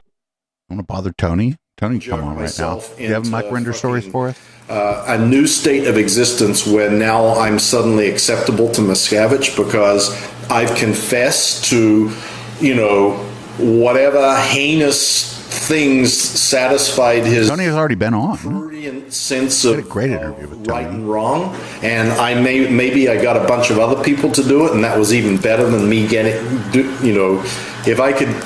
Mike, Australian by birth, I think American now by citizenship, but I'm not sure.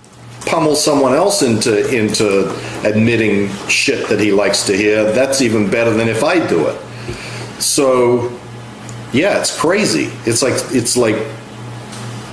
like the lunatic asylum. It's like One Flew Over the Cuckoo's Nest. And we got another clip from this interview that Tony did with him. The interview's long, and I'm just trying to keep it moving here tonight. Here is Mike Rinder talking about escaping. I don't think I've ever heard him talk about getting out of the cult, actually. Or if I have, I don't think I remember it. He hasn't really ever, like, as a media personality, or to the extent that, as a media personality, he never really led with his own story.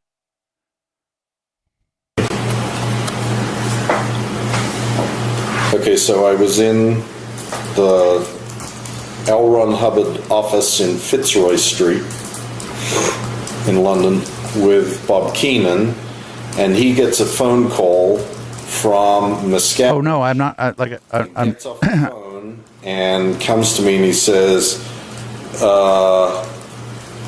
"COB says that you must go back to St. Hill." Ooh, Australian for sure.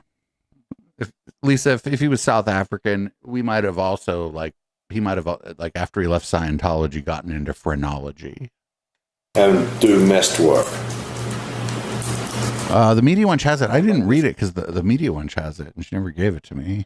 And then we all moved, and then we all moved again. This time I had gotten enough of these, you're never coming back, you're never seeing your wife, you're never this, you're never that, you're dead meat, blah, blah, blah. That I'll listen to the audiobook. I don't actually like audiobooks, though. I'd rather read a book. Never get out. So before Keenan could think, Pie face picture. Okay, I'll drop that into the YouTube. I don't even know how YouTube works. YouTube chat works. If I drop a link in here, does it? And I walked to the tube station, which is just near the LRH office. There's a pie face picture of Mike Rinder. And I got on the tube, and instead of going to Victoria Station, I went to, I think, Leicester Square, and I got off on Leicester Square, and I'd just rather read the book. Vanished. I actually walked around London. That sucks. Is that what shouldn't? Can I just turn on? The people can just, a guest can drop a link on YouTube, or does YouTube just go, no, that's not a link to YouTube? What the fuck are you trying to do here? Because I think that's what YouTube is doing. Days. I'm trying to drop links about fucking Mike Rinder in the YouTube chat, and we can't. Fucking horrible guest to this man's wake. Horrible guest you are, YouTube. Staying in a different hotel, well, actually I didn't even stay in hotels. I stayed in like rooming houses because I didn't really have any money. And I had 2 Blackberries, and the Blackberries had like, 20 messages an hour on them from Keenan, please, I need to talk to you, come back. Your life would have been way better if these messages would have been from Keenan Ivory Wayans. From In Living Color. Fucking shout out to the Wayans family, by the way. After a while, they took the money and ran. Turn them on. I'll be back. I need to pee. I need another drink. I would turn them on to read what was on there. I'd turn them off again, and then I'd move to somewhere else. And I tried to.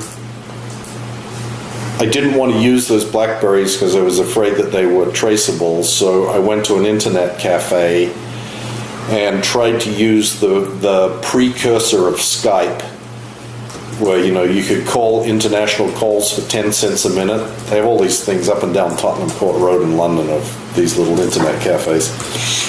And I tried calling Ronnie and Biddy Miscavige because they had been my longest friends, the godparents of my kids, that I'd known them forever. And I couldn't get through, and all I could do was leave a message, and I didn't really have a way to be called back. So after I'd spent a day trying to get a hold of them, I called Tom DeVocht.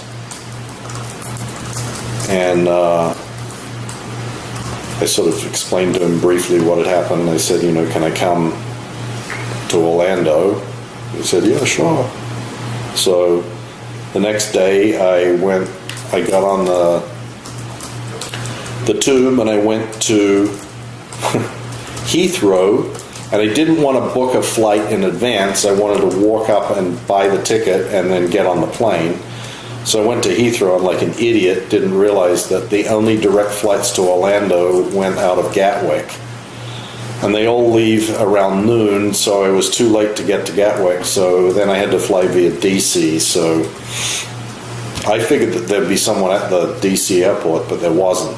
I guess they just couldn't find the ticket information fast enough at that point, because I literally bought a ticket at the very last minute and got on this flight. And how did he have the money to do this? I didn't even tell Tom. He's skipping the part where he was playing like a juice harp or something at the lobby of the airport, and people were like, "Oh." And he was so good at it that people just gave him airfare money. Coming from until I got to DC, and then I called him and said, I'm getting on a plane now to Orlando. How do I change that? Can we change that on YouTube, or is YouTube just like a shit like that? Like, I don't care if people drop links. It's never been a problem on Twitch, ever. What? I want you to be able to give somebody your email address in my chat. I guess 4 days in London just doing nothing. Or if you have like a blog post about something that I'm talking about. Like I want people to be able to share that stuff.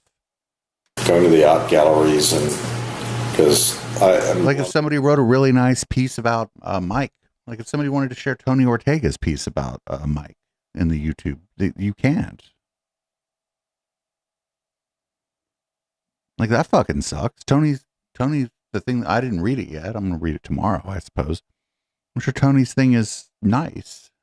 London is my favorite city in the world, so in Turbulation, I have this because nobody watches my YouTube channel because I'm not an asshole. Spending time there. I mean, I am, but I'm like a certain kind of asshole that doesn't work for YouTube. I'm sorry. I'm making this about myself now. And enjoy it tremendously. Well, no, I'm making it about fucking... Wait. No. Had made the decision to leave. And we're getting over to see this friend in Orlando. What did you think were going to be the most difficult challenges you faced getting out and staying out? I didn't think there was anything difficult about staying out. Yeah, he's like, I don't know. Once I left, it was pretty good to me. Fucking, listen, this is good. This is good right here. You faced getting out and staying out. I didn't think there was anything difficult about staying out. That fucking, just like all matter of fact. I don't know. Once I left, it was pretty easy, actually. I just didn't go back. I don't know. I guess the. I mean, you had no money, you had no job, you had a family. I guess my wife. He had money for a plane ticket, so he had something going on. Like the biggest. But I pretty much had resigned myself by that point to knowing what was going to happen. Probably selling gas station meth to the other Scientologists and just doesn't want to talk about it. Don't knock the hustle. Like, I'd been thinking about this for some time. This wasn't a new, just... Ooh, one more viewer on YouTube and we'll be at 69. That'll be nice. It was on the spur of the moment to Bob Keenan, but I considered it for some time and figured that this was like... I mean, it was hopeless. There was nowhere to go. There wasn't anything to do. I mean, there was no future. Everything. I was bad and responsible for everything bad that had ever happened. And yeah. Check out, and Juco, if you can post it also in the Twitch chat. Check out Tony's post. I haven't even read Tony's post about Mike, but I bet it's great. Tony's a good author, or a good writer, a good columnist, and I think he was. Like we get blurry lines between friends and colleagues, but that line was probably pretty blurry between him and Mike Rinder after all these years. And my kids were being told what a piece of shit I was, and it was like a losing proposition to stay around. In fact, I didn't even try communicating with anybody until I went to actually go and stay with Ronnie and Biddy. Because after I'd been with Tom for a few weeks, I finally spoke to Ronnie and I said, "But who's Jeff Levin?" I called you from London. He said, "Jesus Christ, I didn't know it was you." He said, "Is there like a link to a song about Mike? Because I can't play that. I'll cry." Machine was.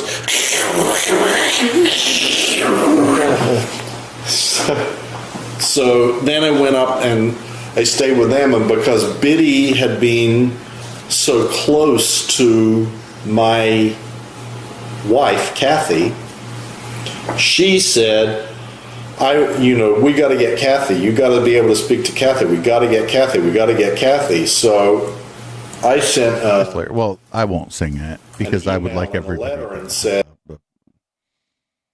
I'd like this to be a nice experience. I want to talk to her and I want to see her. In fact, I'd like her to come out here where I can see her without anybody else participating in the conversation.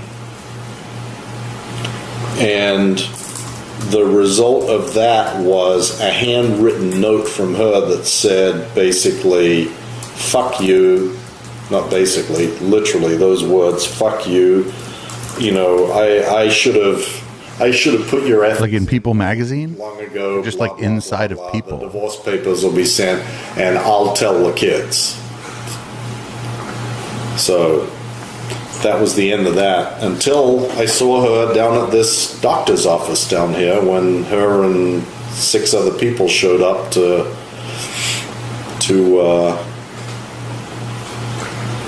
try and gently persuade me in the error of my ways. Fuck yeah. So up next, this one's a little bit long, but I think we might watch a good amount of it. This is this would be from February 6th, 2021. And the reason I picked this, one, it like filled a gap in my timeline sort of, but 2, it's John Atack, who I also really like. And early on, I kind of learned a lot from John Atack. He got me thinking about Scientology in like a bigger way, like a more broad way, and a more like, not like Broadway, but like in a broader way. And I don't think I've ever listened to this. And this is Mike Rinder talking to John Atack about living on the Apollo.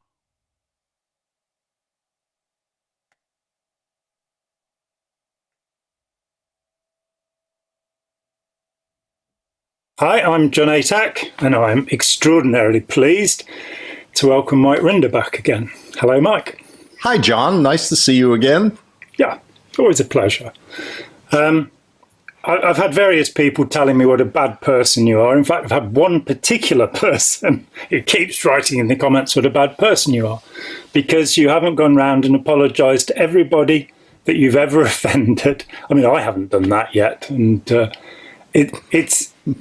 I don't know. So I'm still holding with the same thing, which is anybody that's got the courage to do what you've done, in my books, is a good person, and that's all there is to it. I'm not going to argue with it.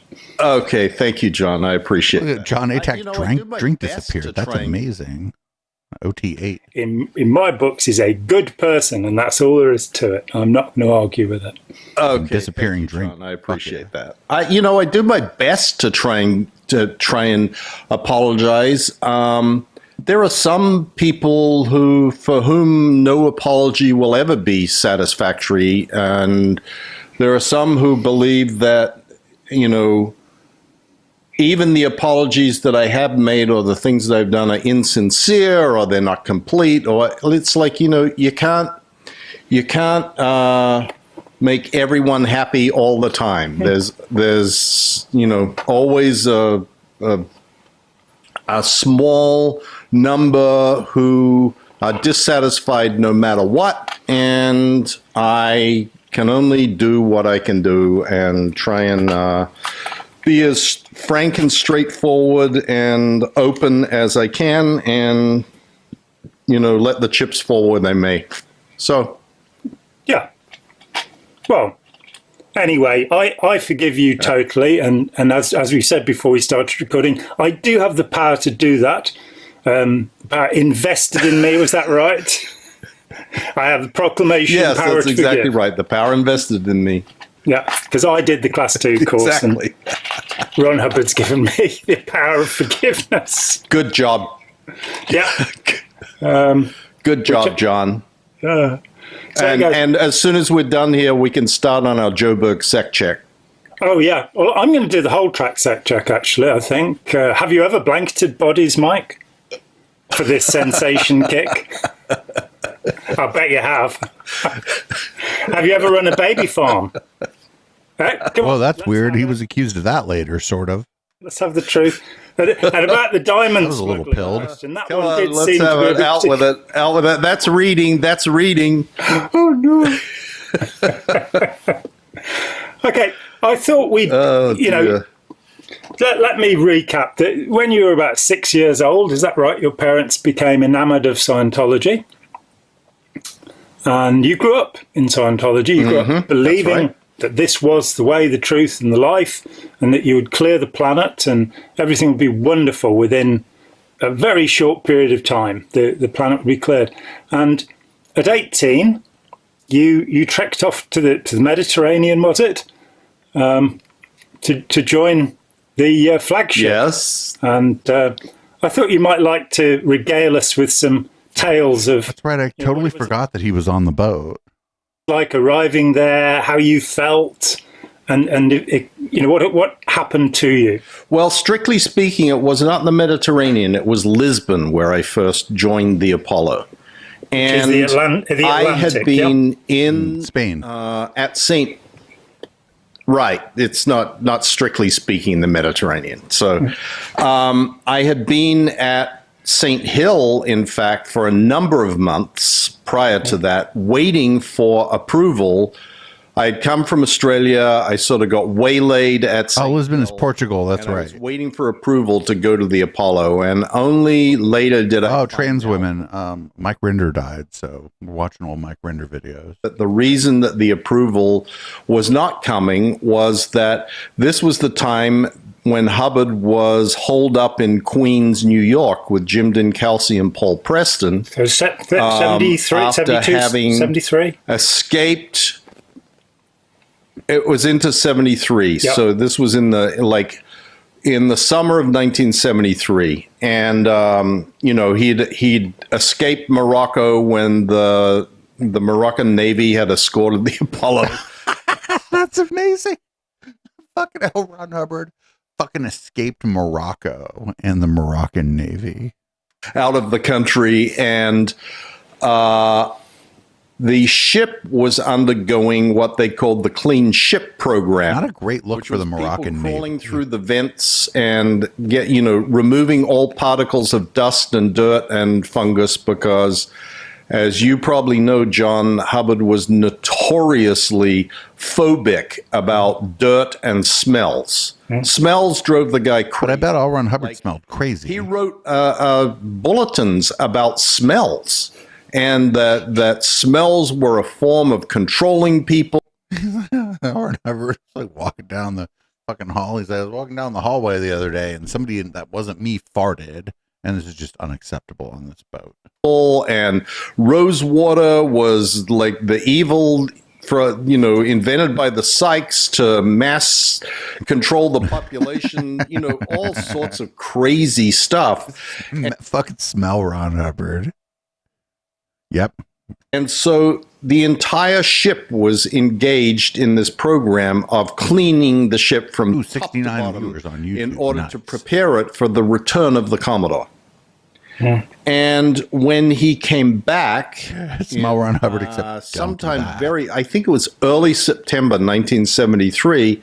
Based on the pictures and depictions and descriptions I've heard of L. Ron Hubbard, it was amazing that he could smell anything else over himself. I was given the clearance to now proceed to Lisbon, although I had no idea where I was going. It was not until I was dropped off at Heathrow and handed a ticket did I know that I was getting on a plane to go to Lisbon.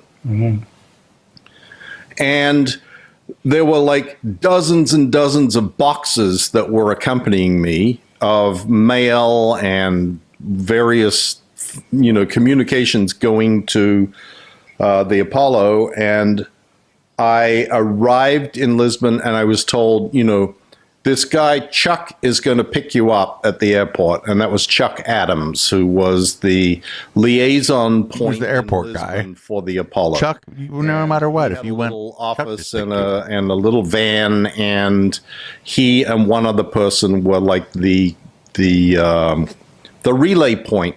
And he met me at the airport, drove me down to the dock, and there I stood on the dock with all these boxes, my little suitcase, looking up at the Apollo, and the back. That must have sucked, because you don't know everything, right? But at this point, you have to you're like, what do you mean I'm going to go live on this boat for a while? I can't imagine being excited at the prospect of living on it. I don't even think there were cats on the boat. Of the main deck of the Apollo was, even if you've convinced yourself that the truth and the way lies in the journey that you're going on, that doesn't mean you're excited to go live on the boat, right? The air, it was called the quarter deck. Or actually, that was the. This is fairly recent. We can check though. 2021.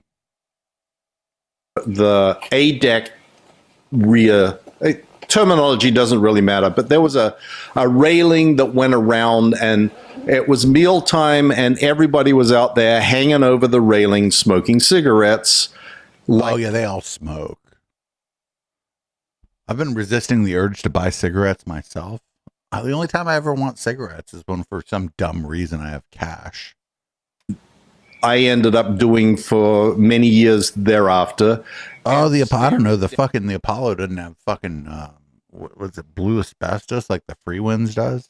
Down at this newbie who was standing on the dock. What up, Komradsky? Kind of obviously, every person up there was talking about, oh, what's this? Who's this person? What's he like? What And I'm standing there, kind of in awe of being at the home of L. Ron Hubbard. Like, I'm about to step on board the vessel of the king, the vessel of the god, the vessel of the ultimate humanitarian. Usually the king would send somebody else on a boat because that's dangerous. Who discovered that I'm a Thetan, the source of all wisdom in the world, and this was like a big moment. But of course, before I could go on the ship, I had to stand at the bottom of the gangplank, and then the medical officer had to come down to make sure they didn't have some Oh, I don't know. disease that I was importing onto the ship. I'm surprised his wiki page hasn't been vandalized, if I'm being honest. I made my way on Oh, wait, no, board. those people are stupid. None of those people are Wikipedia editors. And the first person that I was... You don't have to be smart to be a Wikipedia expert, but if you're dumb, you're probably not. I don't know. She was Maria Starkey. And Maria Starkey was the wife of Norman Starkey, the captain of the Apollo. And Maria was the third mate, or the HCO area secretary. And, you know, she's since passed on, but she was a very, how do I put it, stern African. Wait, what? The Apollo was destroyed by a locomotive.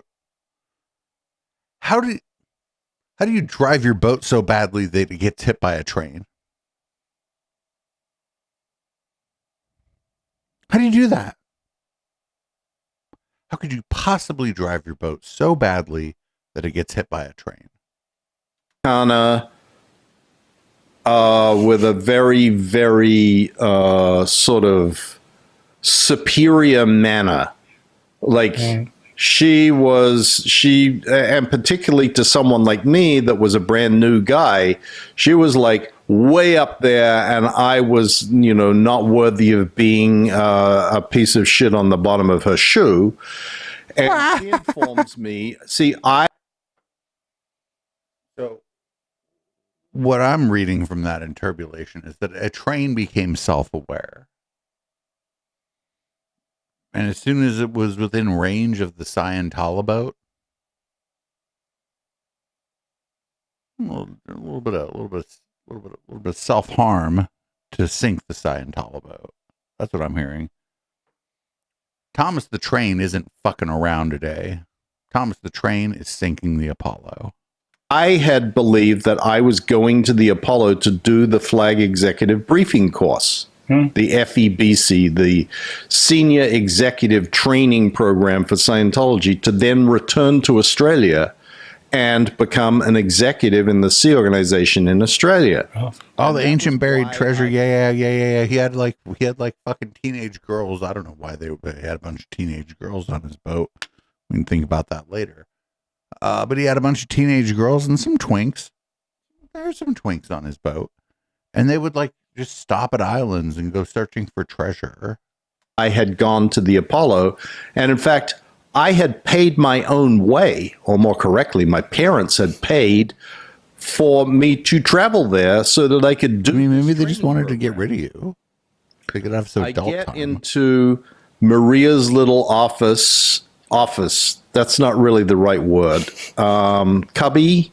Some twins. Closet. No, I was trying to make sure we get an accurate picture of who L. Ron Hubbard wanted to decorate his boat with. I'll be back. I gotta pee. Yeah.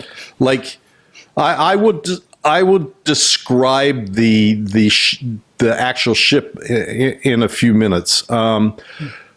Maria says to me, "Oh, very good. Well, you're going to be assigned to the post of deckhand." And I said, "No, I think there's a mistake. I'm not here to be posted on a post on the Apollo. I'm here for the FEBC program." "Oh, no, that's not true." I'm like, "Wait a minute, that is true. That's why I came, and I paid my own way." "Oh, well, you've got to understand, there was a mission exchange. ANZO, Australia, the Australian organization, swapped you or donated you as an exchange for a mission that we sent there." I'm like, "Well, I don't agree." And that was like my first lesson in the Sea Org, that your life is no longer your own. That you actually are fully and completely owned by the Sea Org. Because there was no recourse. There was nothing that I could do. I was just like, that's it. That's the story. You're not going back to Australia. You're staying here now. And I was, you know, at that moment, like, okay, how the do I get out of here?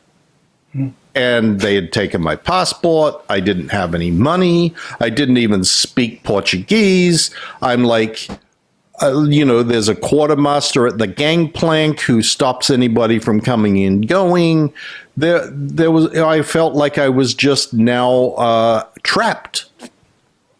So then she says, "Okay, well, let's get you to your berthing." I'm like, "Oh, okay." Anybody who has ever ventured into the men's dorm on the Apollo will have or has a very good understanding of what the Black Hole of Calcutta was like. The men's dorm on the Apollo was at the very stern of the ship, at water level, at sea level, low down, and it was a room that I guess was, you know, 60 or a space that was perhaps 60 feet long and 30 feet wide.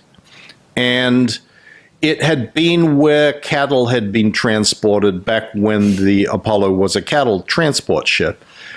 And I mean, it was mostly the same thing. Of the nature of the Apollo, where there were different organizations on board that were on different schedules. Like there was one the management organization operated from noon until 4 a.m. and the ship operation went from 6 a.m. to 10 p.m. And so there were always people sleeping. So this dorm consisted of, in that but there's always people sleeping right now. 60, perhaps 60 bunks, 3 high, and the overhead was 6'6". So you can imagine 3 bunks fit in a space from deck to overhead of 6'6". And because L. Ron Hubbard thought he was like a Navy captain. There was also no air conditioning. There was no air conditioning on the Apollo at all. None. And the stench in this space was it did smell crazy in there. Yeah, I bet it smelled because there were also no closets. Absolutely. So everybody's dirty clothes were hanging on a hook on their bunk or the side of their bunk. And as people shuffled down to get to where they were, where their bunk was by sort of touch and feel, they would knock these clothes on the ground. And at the very far end was this huge pile of old moldy, stinky clothes. Well, of course, being the new guy, my bunk was in the worst moldy location, clothes city. all the way at the end, moldy clothes city. in the middle. And I am not exaggerating, John. I could not, my hips were too wide to turn over in the bunk. I had to get out. I knew this man's hips didn't lie. Because I didn't know this. I didn't know this. That Shakira song was actually about Mike Rinder. His hips don't lie. My you know, fairly thin foam mattress and the steel of the bunk above was not wide enough for me to turn. It was wide enough for me to slide in sideways, either on my back or my stomach, but not wide enough to turn over.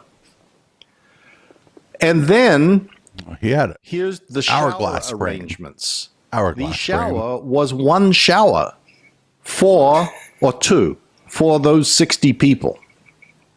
In the bathroom that was up one deck above, and people stood in line like for 10 or 15 minutes waiting for the Luber you out. Thank but you the for hanging shower, out. the Apollo had, was so moderating the didn't have YouTube chat. desalination. I thought the YouTube chat was going to be a problem. We're fine. It relied on tanks of fresh water, and for people who are seafarers, they understand that seamen. The limitations of any vessel on the ocean are its fuel and its water. Mm-hmm. Unless you're like now a modern ship with a desalination plant that allows you to make fresh water as much as you want. So water, this ship was designed to carry cattle and, a crew of 30 people or something. It now had 220 people on it. So showers were... Yeah, but the cows farted more. The infamous 30-second shower. And literally, that meant you could turn the water on for 15 seconds, soap yourself up, and then take 15 seconds to rinse off. Like you'd turn the water off, soap up, turn it back on, 15 seconds. And there was a line of people waiting, standing there with a towel wrapped around them, for you to get your 30-second shower. And believe me, everybody was timing how long it took.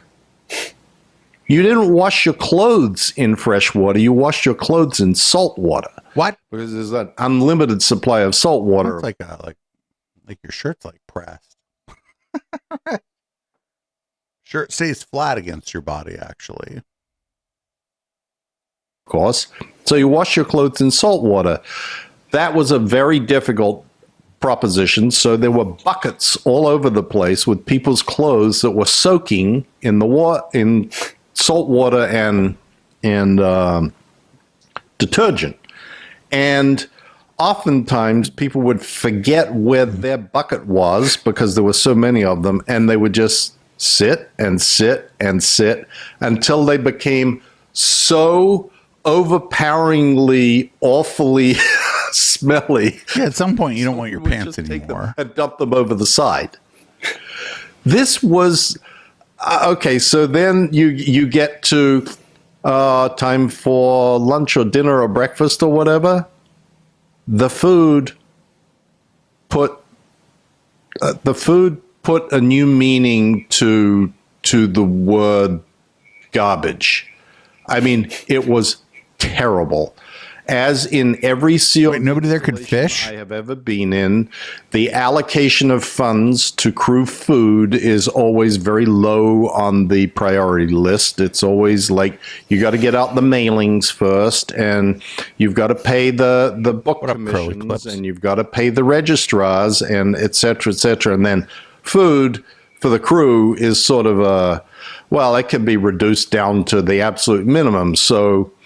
The scrawny little chicken L. Ron Hubbard was the capitalist. Still had hairs on it where they hadn't fully plucked it, and the if there was meat, it was unidentifiable. And yeah, but I can't really identify meat. In any event, this was not the utopian world that Hubbard had described as. Here is what Scientology can bring to society. It was almost the exact opposite of that. Because it was life on a boat. Like, you don't want to go live on a boat. Was terrible. Like a houseboat's probably fine because it's like docked and you can go to the Trader There's always an answer for everything in Scientology. There's always an explanation and a reason. Goes on for a much longer time. I'll drop a link to this though in the Discord. And you want to watch this? You can watch the rest of this. Not that I don't want to watch it. I just think we can move on to something else. So up in the peanut gallery is the link to this. I have more. Here's Mike Rinder in 2021 on the David Pakman Show.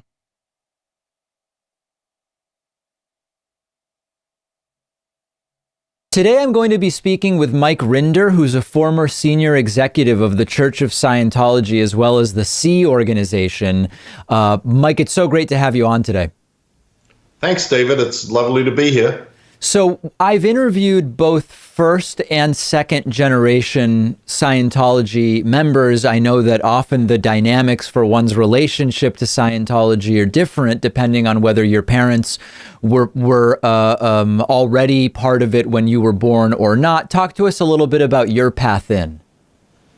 Okay, I'm a second generation Scientologist. My parents got involved in Scientology in Australia when Hubbard went there to do some lectures in 1959. So it's weird in the anti-Scientology community when they talk about like first gen and second gen.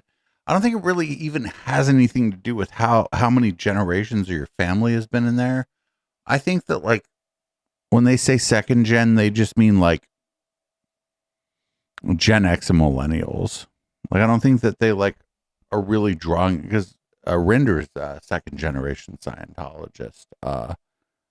Leah Remini, second generation. Young age, I was raised in a Scientology family, and then once I finished high school, I joined what's called the Sea Organization, which is the elite inner core of Scientology, people that devote their shout out to Mike Rinder. Never went on Andrew Gold's channel. Lives to supposedly achieving the aims of the religion. They sign a billion-year contract. Yep, billion. Right.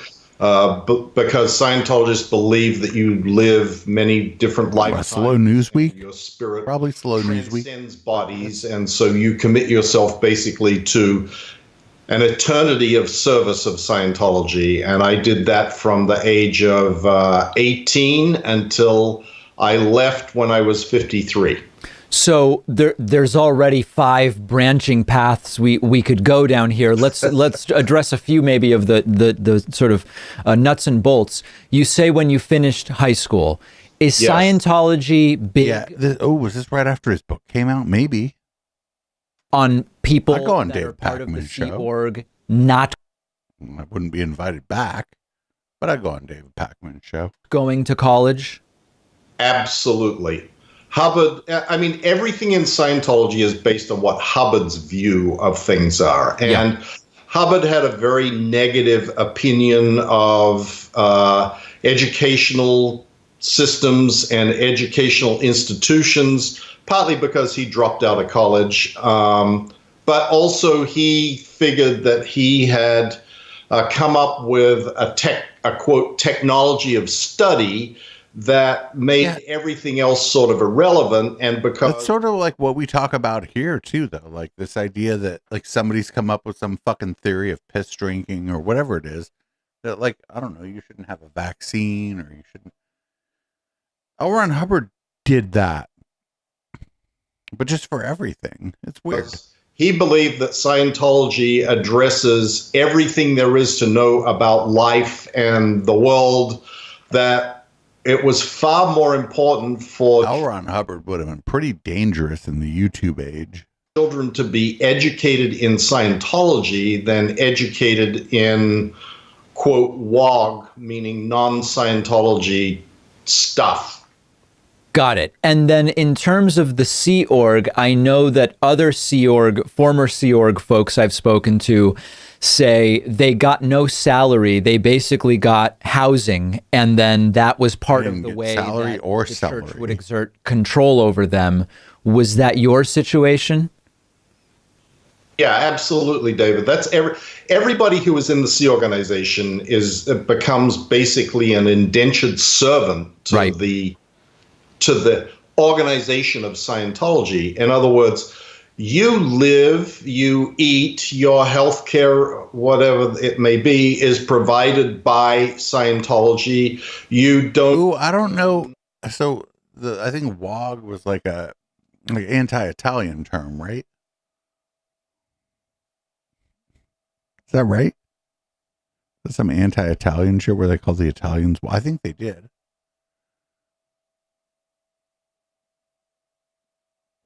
And it's like clearly a thing that L. Ron Hubbard would have been into based on, I don't know how old he was at what time he lived when he was saying the most dumb shit.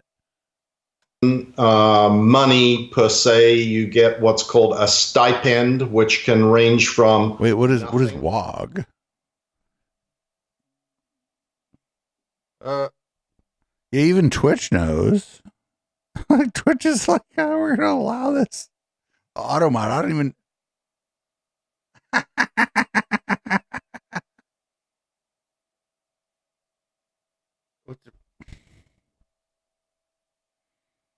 L. Ron Hubbard, racist in some countries. To $50 a week, maybe if you're lucky. And so you have no resources available. I'm just reading this. It just meant whoever wasn't British. And a certain kind of person's certain kind of definition of British in England at some point. Is that right? Sea Org members do not own. They're not white, vehicle. yeah. They don't. Not properly English. Cheerio. Own a house. They don't have any sort of worldly means. Many of them joined the Sea Organization even younger than I did. They don't even have a high school diploma. They don't have anything that allows them or would allow them to walk out into the real world and carry on a normal life. So the fear within the Sea Organization, and it's something that is cultivated. Aussies, is the that Aussies and like the Northern Irish, they have their whole thing is different. Stepping outside what a poo-poo sama organization is going to be tantamount to committing suicide. You know, Mike Rinder would have loved poo-poo sama. There's this old joke, not so much a joke, but a statement that goes around in the Sea Org is, if you leave the Sea Org, all you'll do is end up living under a bridge or flipping burgers at McDonald's. But like somebody's got to flip burgers at McDonald's. You don't have any other. In Scientology, you're not allowed to flip burgers at McDonald's because you might run into some wogs. Avenue to pursue in life other than what we are offering you. So at some point, you start to work your way up, and you start to actually, you eventually become chief spokesperson and representative of Scientology to the media. At that point, or maybe to put it a different way, at what point did you start to have doubts about your everything that you were doing and what you had been told? I pretty broad question there, Dave. Probably about 5 years before I left, and I left in 2007. So in the early 2000s.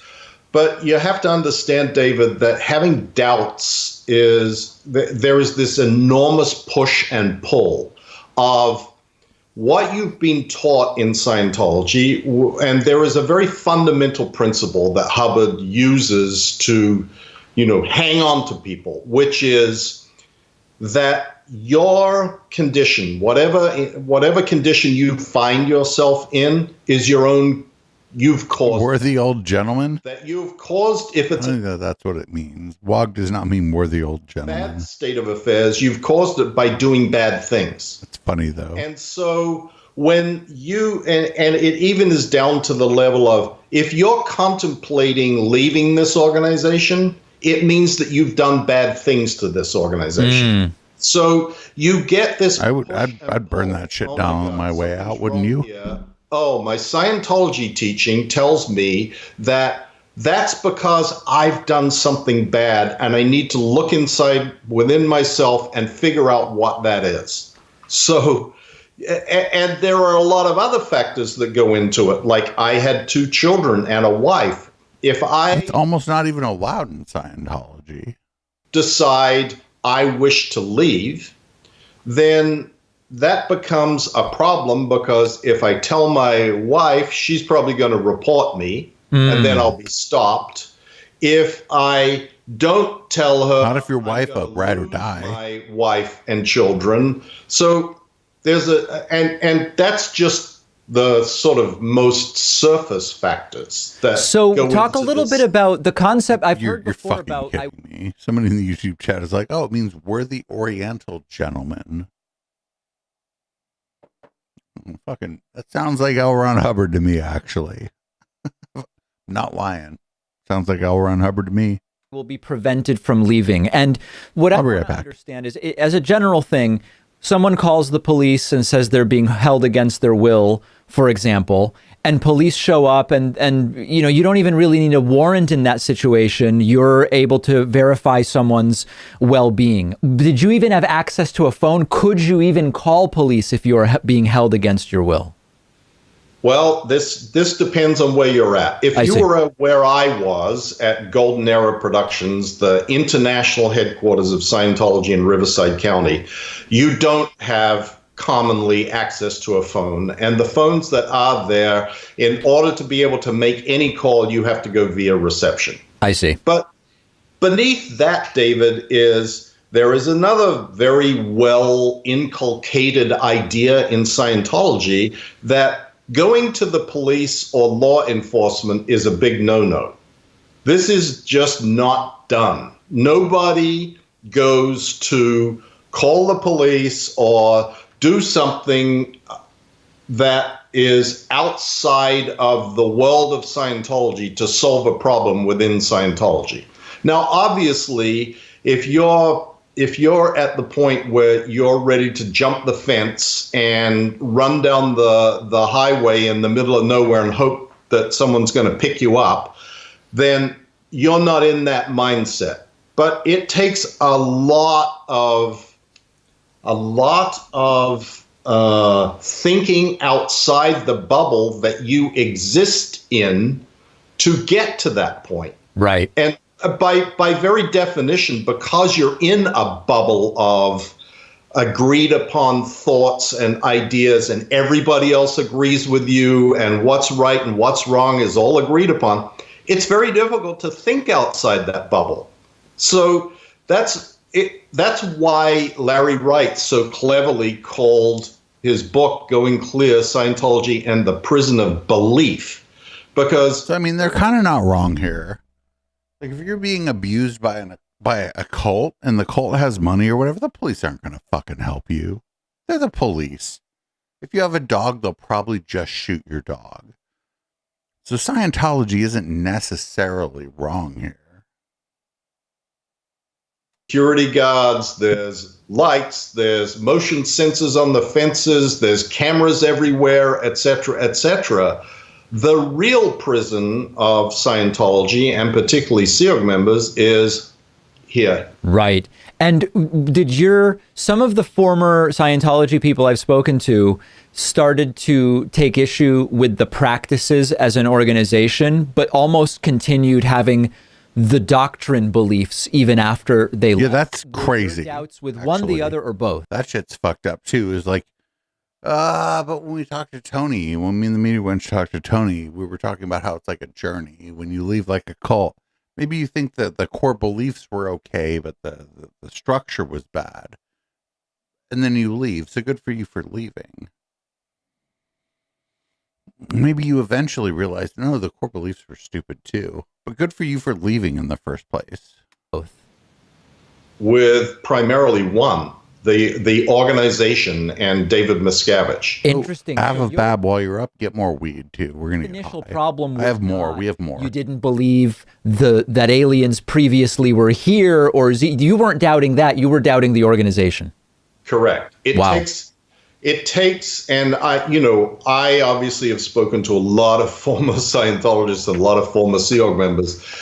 It's sort of like a stage of peeling the onion, of unburdening yourself. It's the same thing. It's like, if you leave the organization because you figure out the organization is bad, and you come out and you still believe some of the shit that they were telling you, I don't know, it may be better if people are like, oh, I don't know about that, but good on you for getting out. Of ideas that have been sort of built into your DNA almost, particularly if you're raised that way. And the easiest ones are the ones that have a very physical manifestation. Like being beaten up by David Miscavige is something that's a very, tangible here and now thing.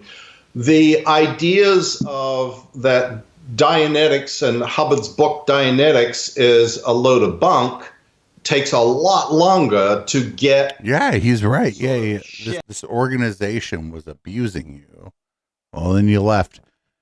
You can't immediately expect everybody who left that organization to think that all the other ideas, the underlying ideas, the ideas that for many people, like constituted their spiritual identity, that all that is false. You gotta give people some time. Dead, because it's not so tangible.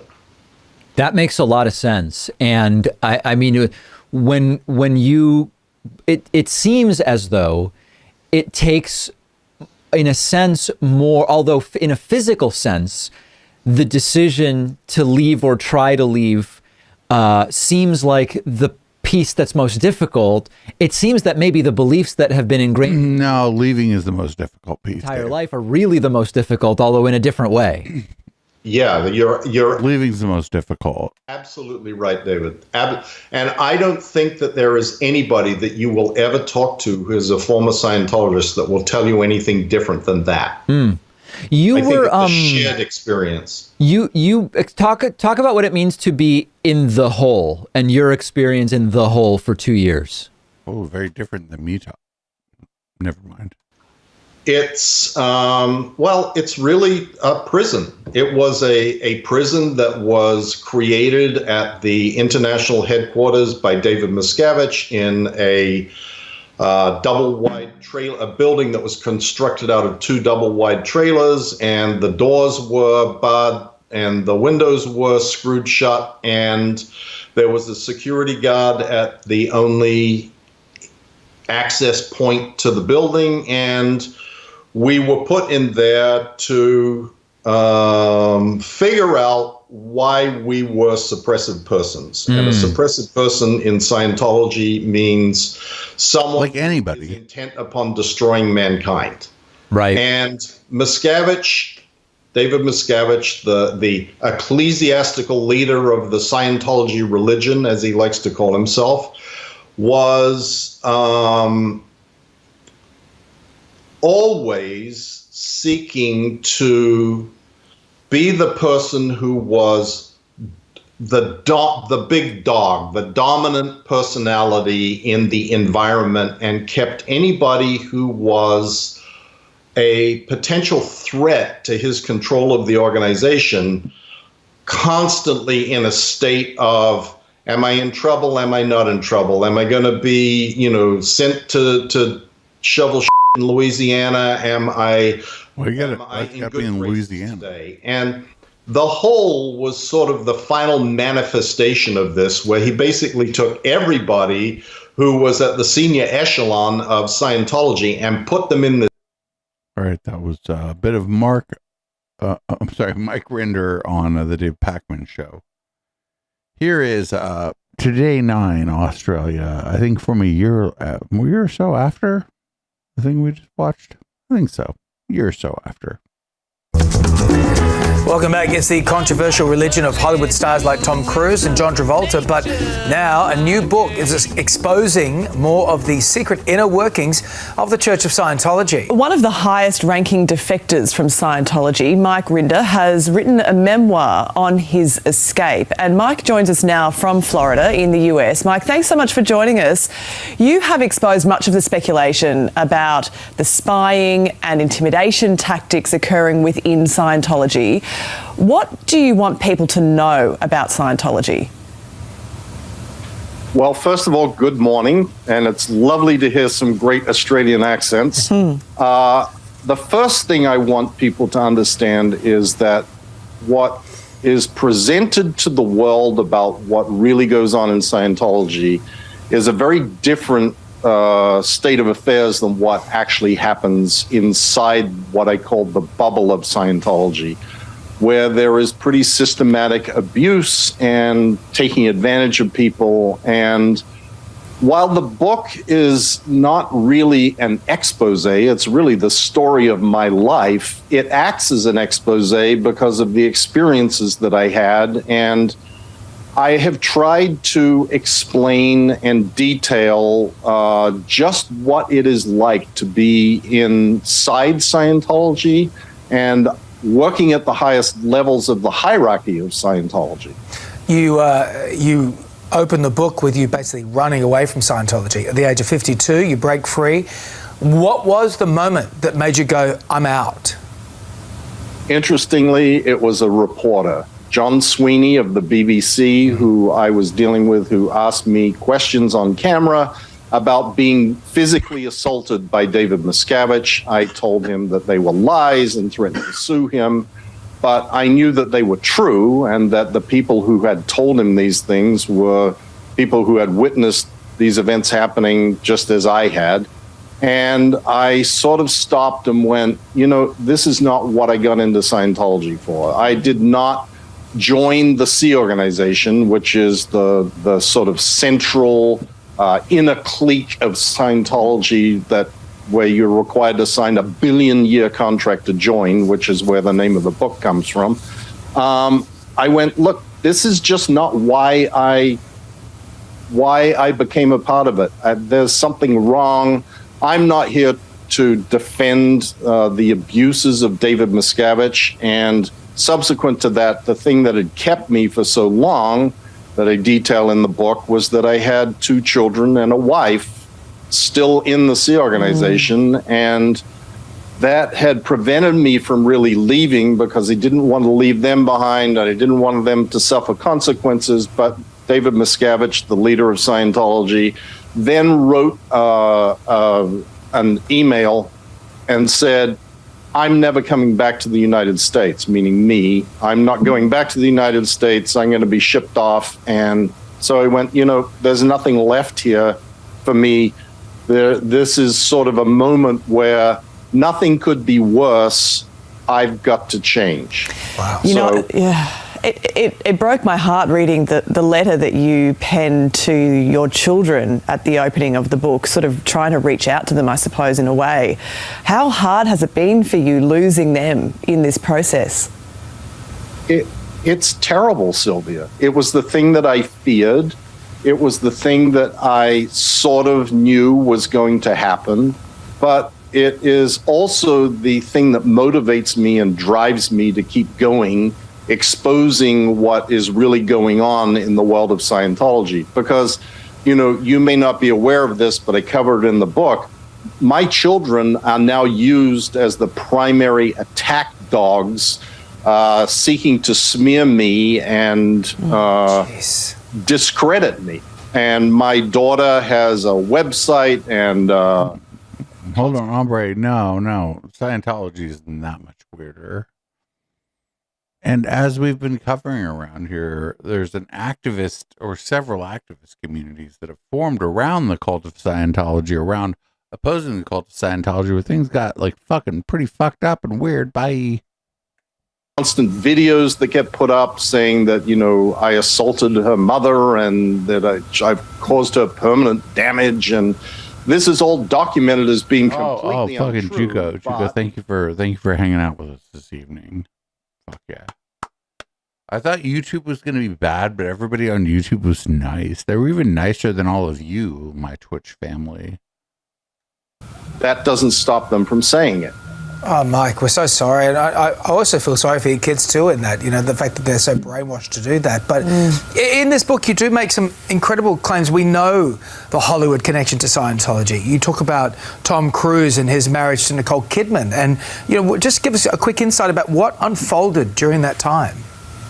Well, there's the sort of beginning story. Oh, I hate you too, Postmodern Prometheus. Which I cover somewhat in the book, of when Tom first met Nicole on the set of Days of Thunder, and then him wanting to get divorced from his original wife. If I met somebody at something called Days of Thunder, I'd be like, fucking, that shit was real hard on the hips. Was the one who had gotten him into Scientology. Platypus? And David Miscavige and another guy by the name of Greg Wilhave helped facilitate that by persuading Mimi that this was going to be the best for Scientology, to bring Nicole into the fold.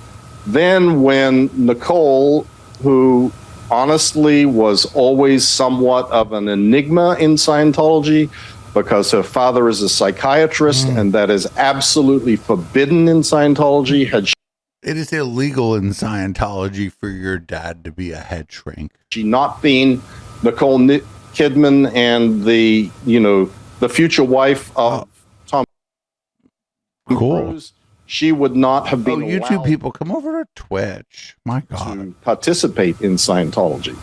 But during the filming of Eyes Wide Shut, they were on a closed set for almost a year, and Tom was drifting further and further away from David Miscavige, his best buddy.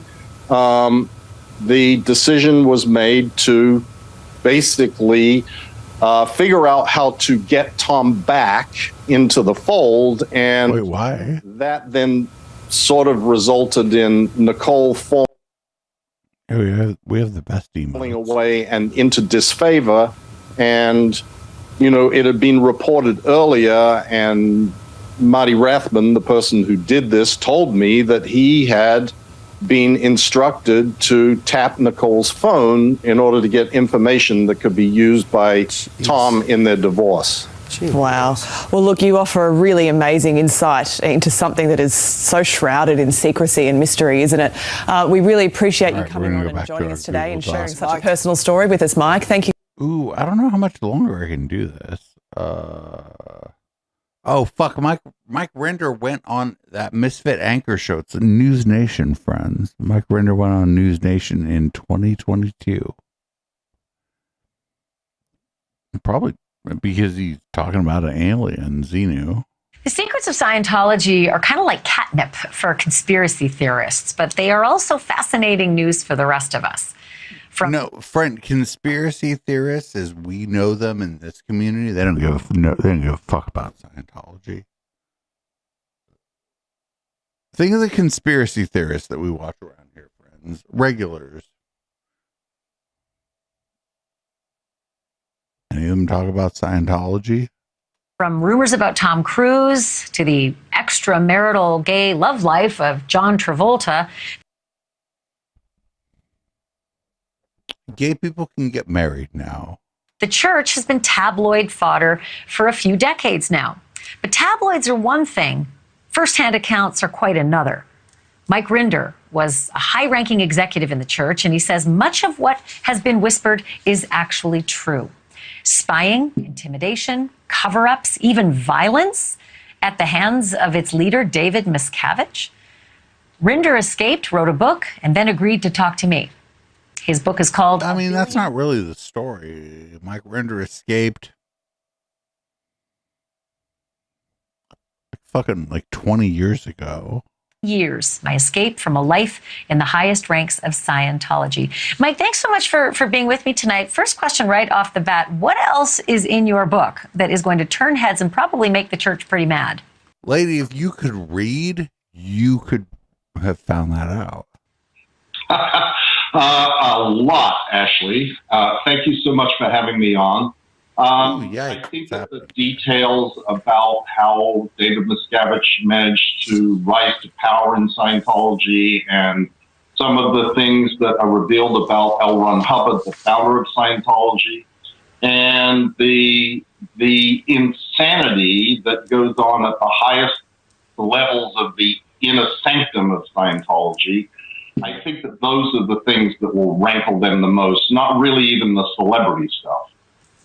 So the church celebrates marriage, it frowns upon divorce, and yet there's all these revelations in your book. Does the church celebrate marriage and frown upon divorce? I never really heard that about Scientology. About orchestrating, Tom Cruise out of his first marriage and then into a marriage with Nicole Kidman and then out of that marriage. It's the land of misfit anchors. They want to do celebrity gossip. Let's go. I can't understand how this isn't something that would ruin their, reputation and tank their image. Well, they did that a long time ago. That's a really good question, Ashley. No, they did that a long time ago. Celebrities. Nobody likes Scientology. Celebrities are held. I feel like it's been 15 years since anybody liked Scientology. On a very high pedestal because they give credibility to, or believe they give credibility to Scientology. So the way that they get treated is... man, I was working for this group. It was called Scientology. Like a few years ago, they just tanked their image on the internet. Very different than the way that others get treated. And that particularly goes for what happens when they have a marital situation. they aren't treated like other Scientologists. I think that for the most part, Scientologists look at the life of Tom Cruise and go, well, he's the most successful movie star in the world, so we give him a pass on not living up to the standards that Scientologists You're probably right. maintain with respect to marriages. So then tell me a little bit about this other story that's just been circulating forever about Tom Cruise, or rather about John Travolta.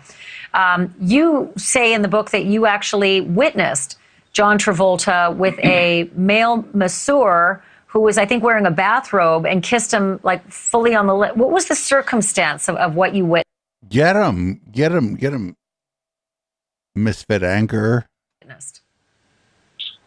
Just what you described, Ashley. And the reason for me putting that in the book was not because I'm trying to out John Travolta. I No, you should be trying to out John Travolta. don't think that I need to out John Travolta. You don't have to, but you could. Point of the hypocrisy of Scientology. That Scientology is notoriously homophobic, and internally, that is how Scientologists view homosexuality, that it is a bad condition that can be resolved with Scientology.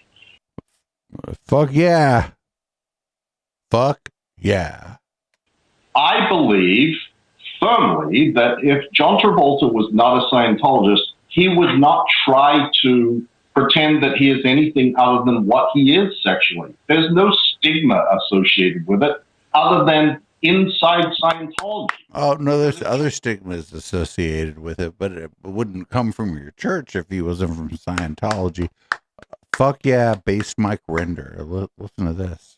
John Travolta was openly gay, for example.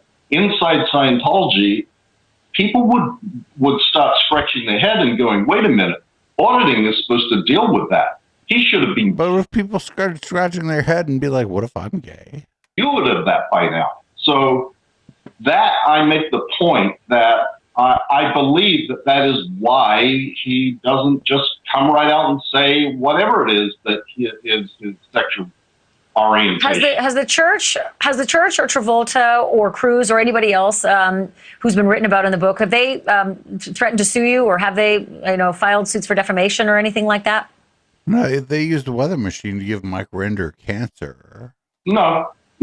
Scientology sends threat letters. Those people don't. Scientology always sends no threat suits. letters, though.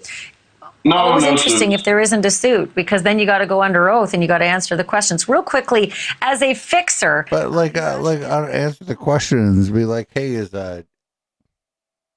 John Travolta a big old mo? You'd be like, I think so. In the church's Office of Special Affairs. Woof, that's a scary kind of title. I'm curious. I'm hearing in the book that you're yeah, like gay people would love if John Travolta left Scientology and was like, I left that chick because I'm gay. We'd be like, whether you're a mother or whether you're a brother, we're staying alive. Because that's what we would do. Even the straight people. Intimidation and cover up. But what were special affairs, and what did you do to intimidate and cover up in your role? Well, Special Affairs is the euphemistic name of the Department of Scientology that replaced the old infamous Guardian's Office when they were caught by the U.S. government and their leaders ended up in prison for infiltrating the United States government back in 19... And then John would only follow my DJ channel. Special Affairs. Then he would fly out to show up at a club event that no one's at. Of silencing and destroying utterly, if possible, the words of L. Ron Hubbard, the enemies of Scientology. And enemies in the world of Scientology is anybody who is critical, anybody who is questioning. Oh, yikes, friends. Going out into the media. And I wasn't even supposed to be here tonight. I'm glad that y'all trusted me with this, like to hold space and have like a cool place. I think we're going to do 2 videos after this. One of this is John Sweeney talking about Mike's passing, and the other one would be Mark Bunker talking about Mike's passing. And then we're going to get out of here. One, I wasn't supposed to be here tonight, and two, I'm not supposed to be even good at this. But here's from Twitter. Ooh, John Sweeney gave apartheid Clyde money. I don't like this, but whatever. My great friend, my great former enemy in the Church of Scientology, Mike Rinder, has passed away. Forgive me, I've been to a friend's wedding, so I'm a bit squiffy, but I want to say... Hungover? Mike Rinder was a hero of our time. And if we're worried about North Korea, about Islamic State, then understanding crazy cults like the Church of Scientology is a wonderful thing. By the way, the Church of Scientology said that I'm a bigot, a drunk, and a psycho. I say that there are space aliens. Yeah, he's drunk. 2007, not drunk. Made this great film called Scientology. I don't know if behind him is like a bookshelf or like an old Soviet like apartment complex. I don't know. Scientology. Look it up. One of the two people who are looking at me, who are organizing this, is Mike Rinder. And what happens is, while working with us, while dealing with us, he understands something. So there's a moment when I say, why can't I interview David Miscavige, the leader of the Church of Scientology? They say it's a good thing. I say it's a cult, a space alien cult. Space alien cult. Fucking John Sweeney. Don't watch his Twitter, by the way. Not great. We don't have time to investigate the reasons that John Sweeney's Twitter isn't great. But we can relish in this moment. The thing, I say it's a cult, a space alien cult. Yes, space alien cult. People get mad at me. They don't worship a space alien. We got people that hang out here regularly. Dave, they don't worship the space alien. The space alien is the bad guy. Anyway, why can't we interview him? Why can't I interview him? And Mike says, you can't interview him, John, because you're an asshole. At which point, Sarah Mole, great producer, Bill Brown, great cameraman, start giggling. And here's the difference. My gang are allowed to laugh and take the piss out of me. His side, they can't. And ultimately, Mike defects to us. It's an amazing story. We're getting pretty close to the end of this. So look out. It's early, but like whatever. I wasn't even supposed to put it back on. Scientology and me. Read my book, Scientology, the Church of Fear. Send money to, if you can, to Mike's lad to help him get through university. Oh yeah, fucking send your money.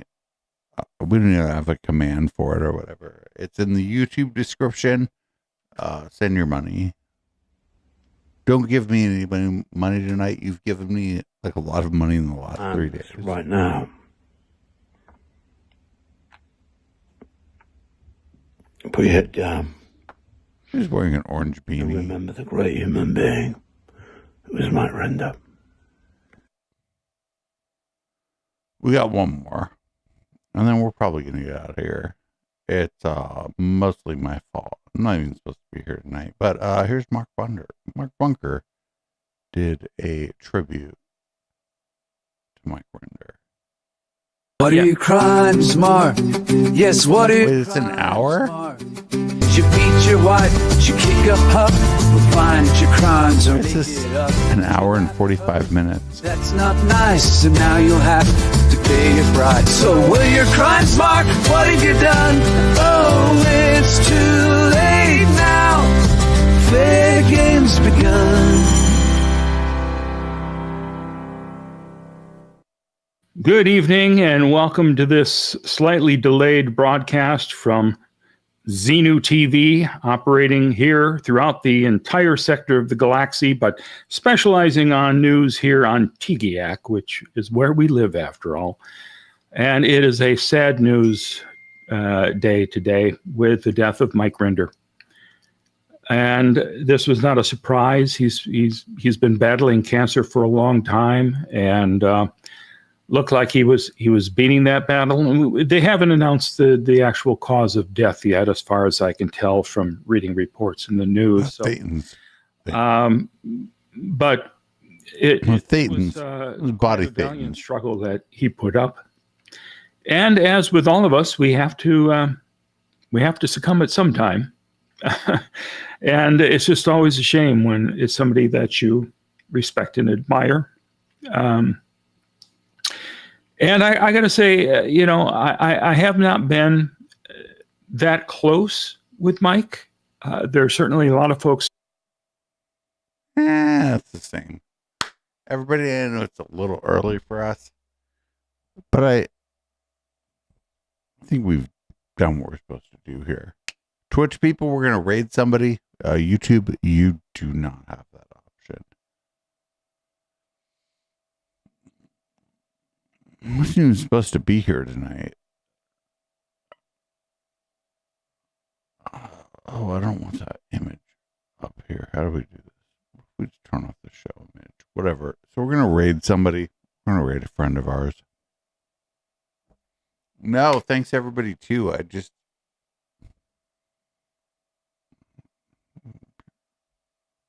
Yeah, thanks everybody. I'm glad you're all here. We'll be back tomorrow night. I love what's happening in my apartment complex. Whatever. I love all of you. I am most of you.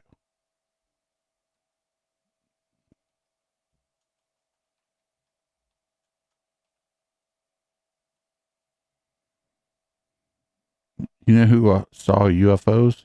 Fucking L. Ron Hubbard. Bye.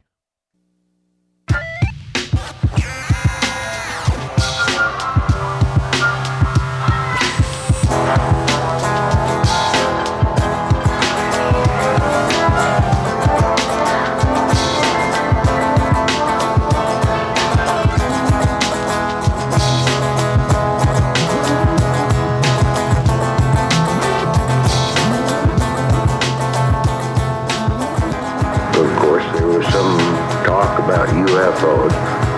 He was going to Roswell, and as far as I know, he got in touch with the sheriff's department. They in turn called the Air Force.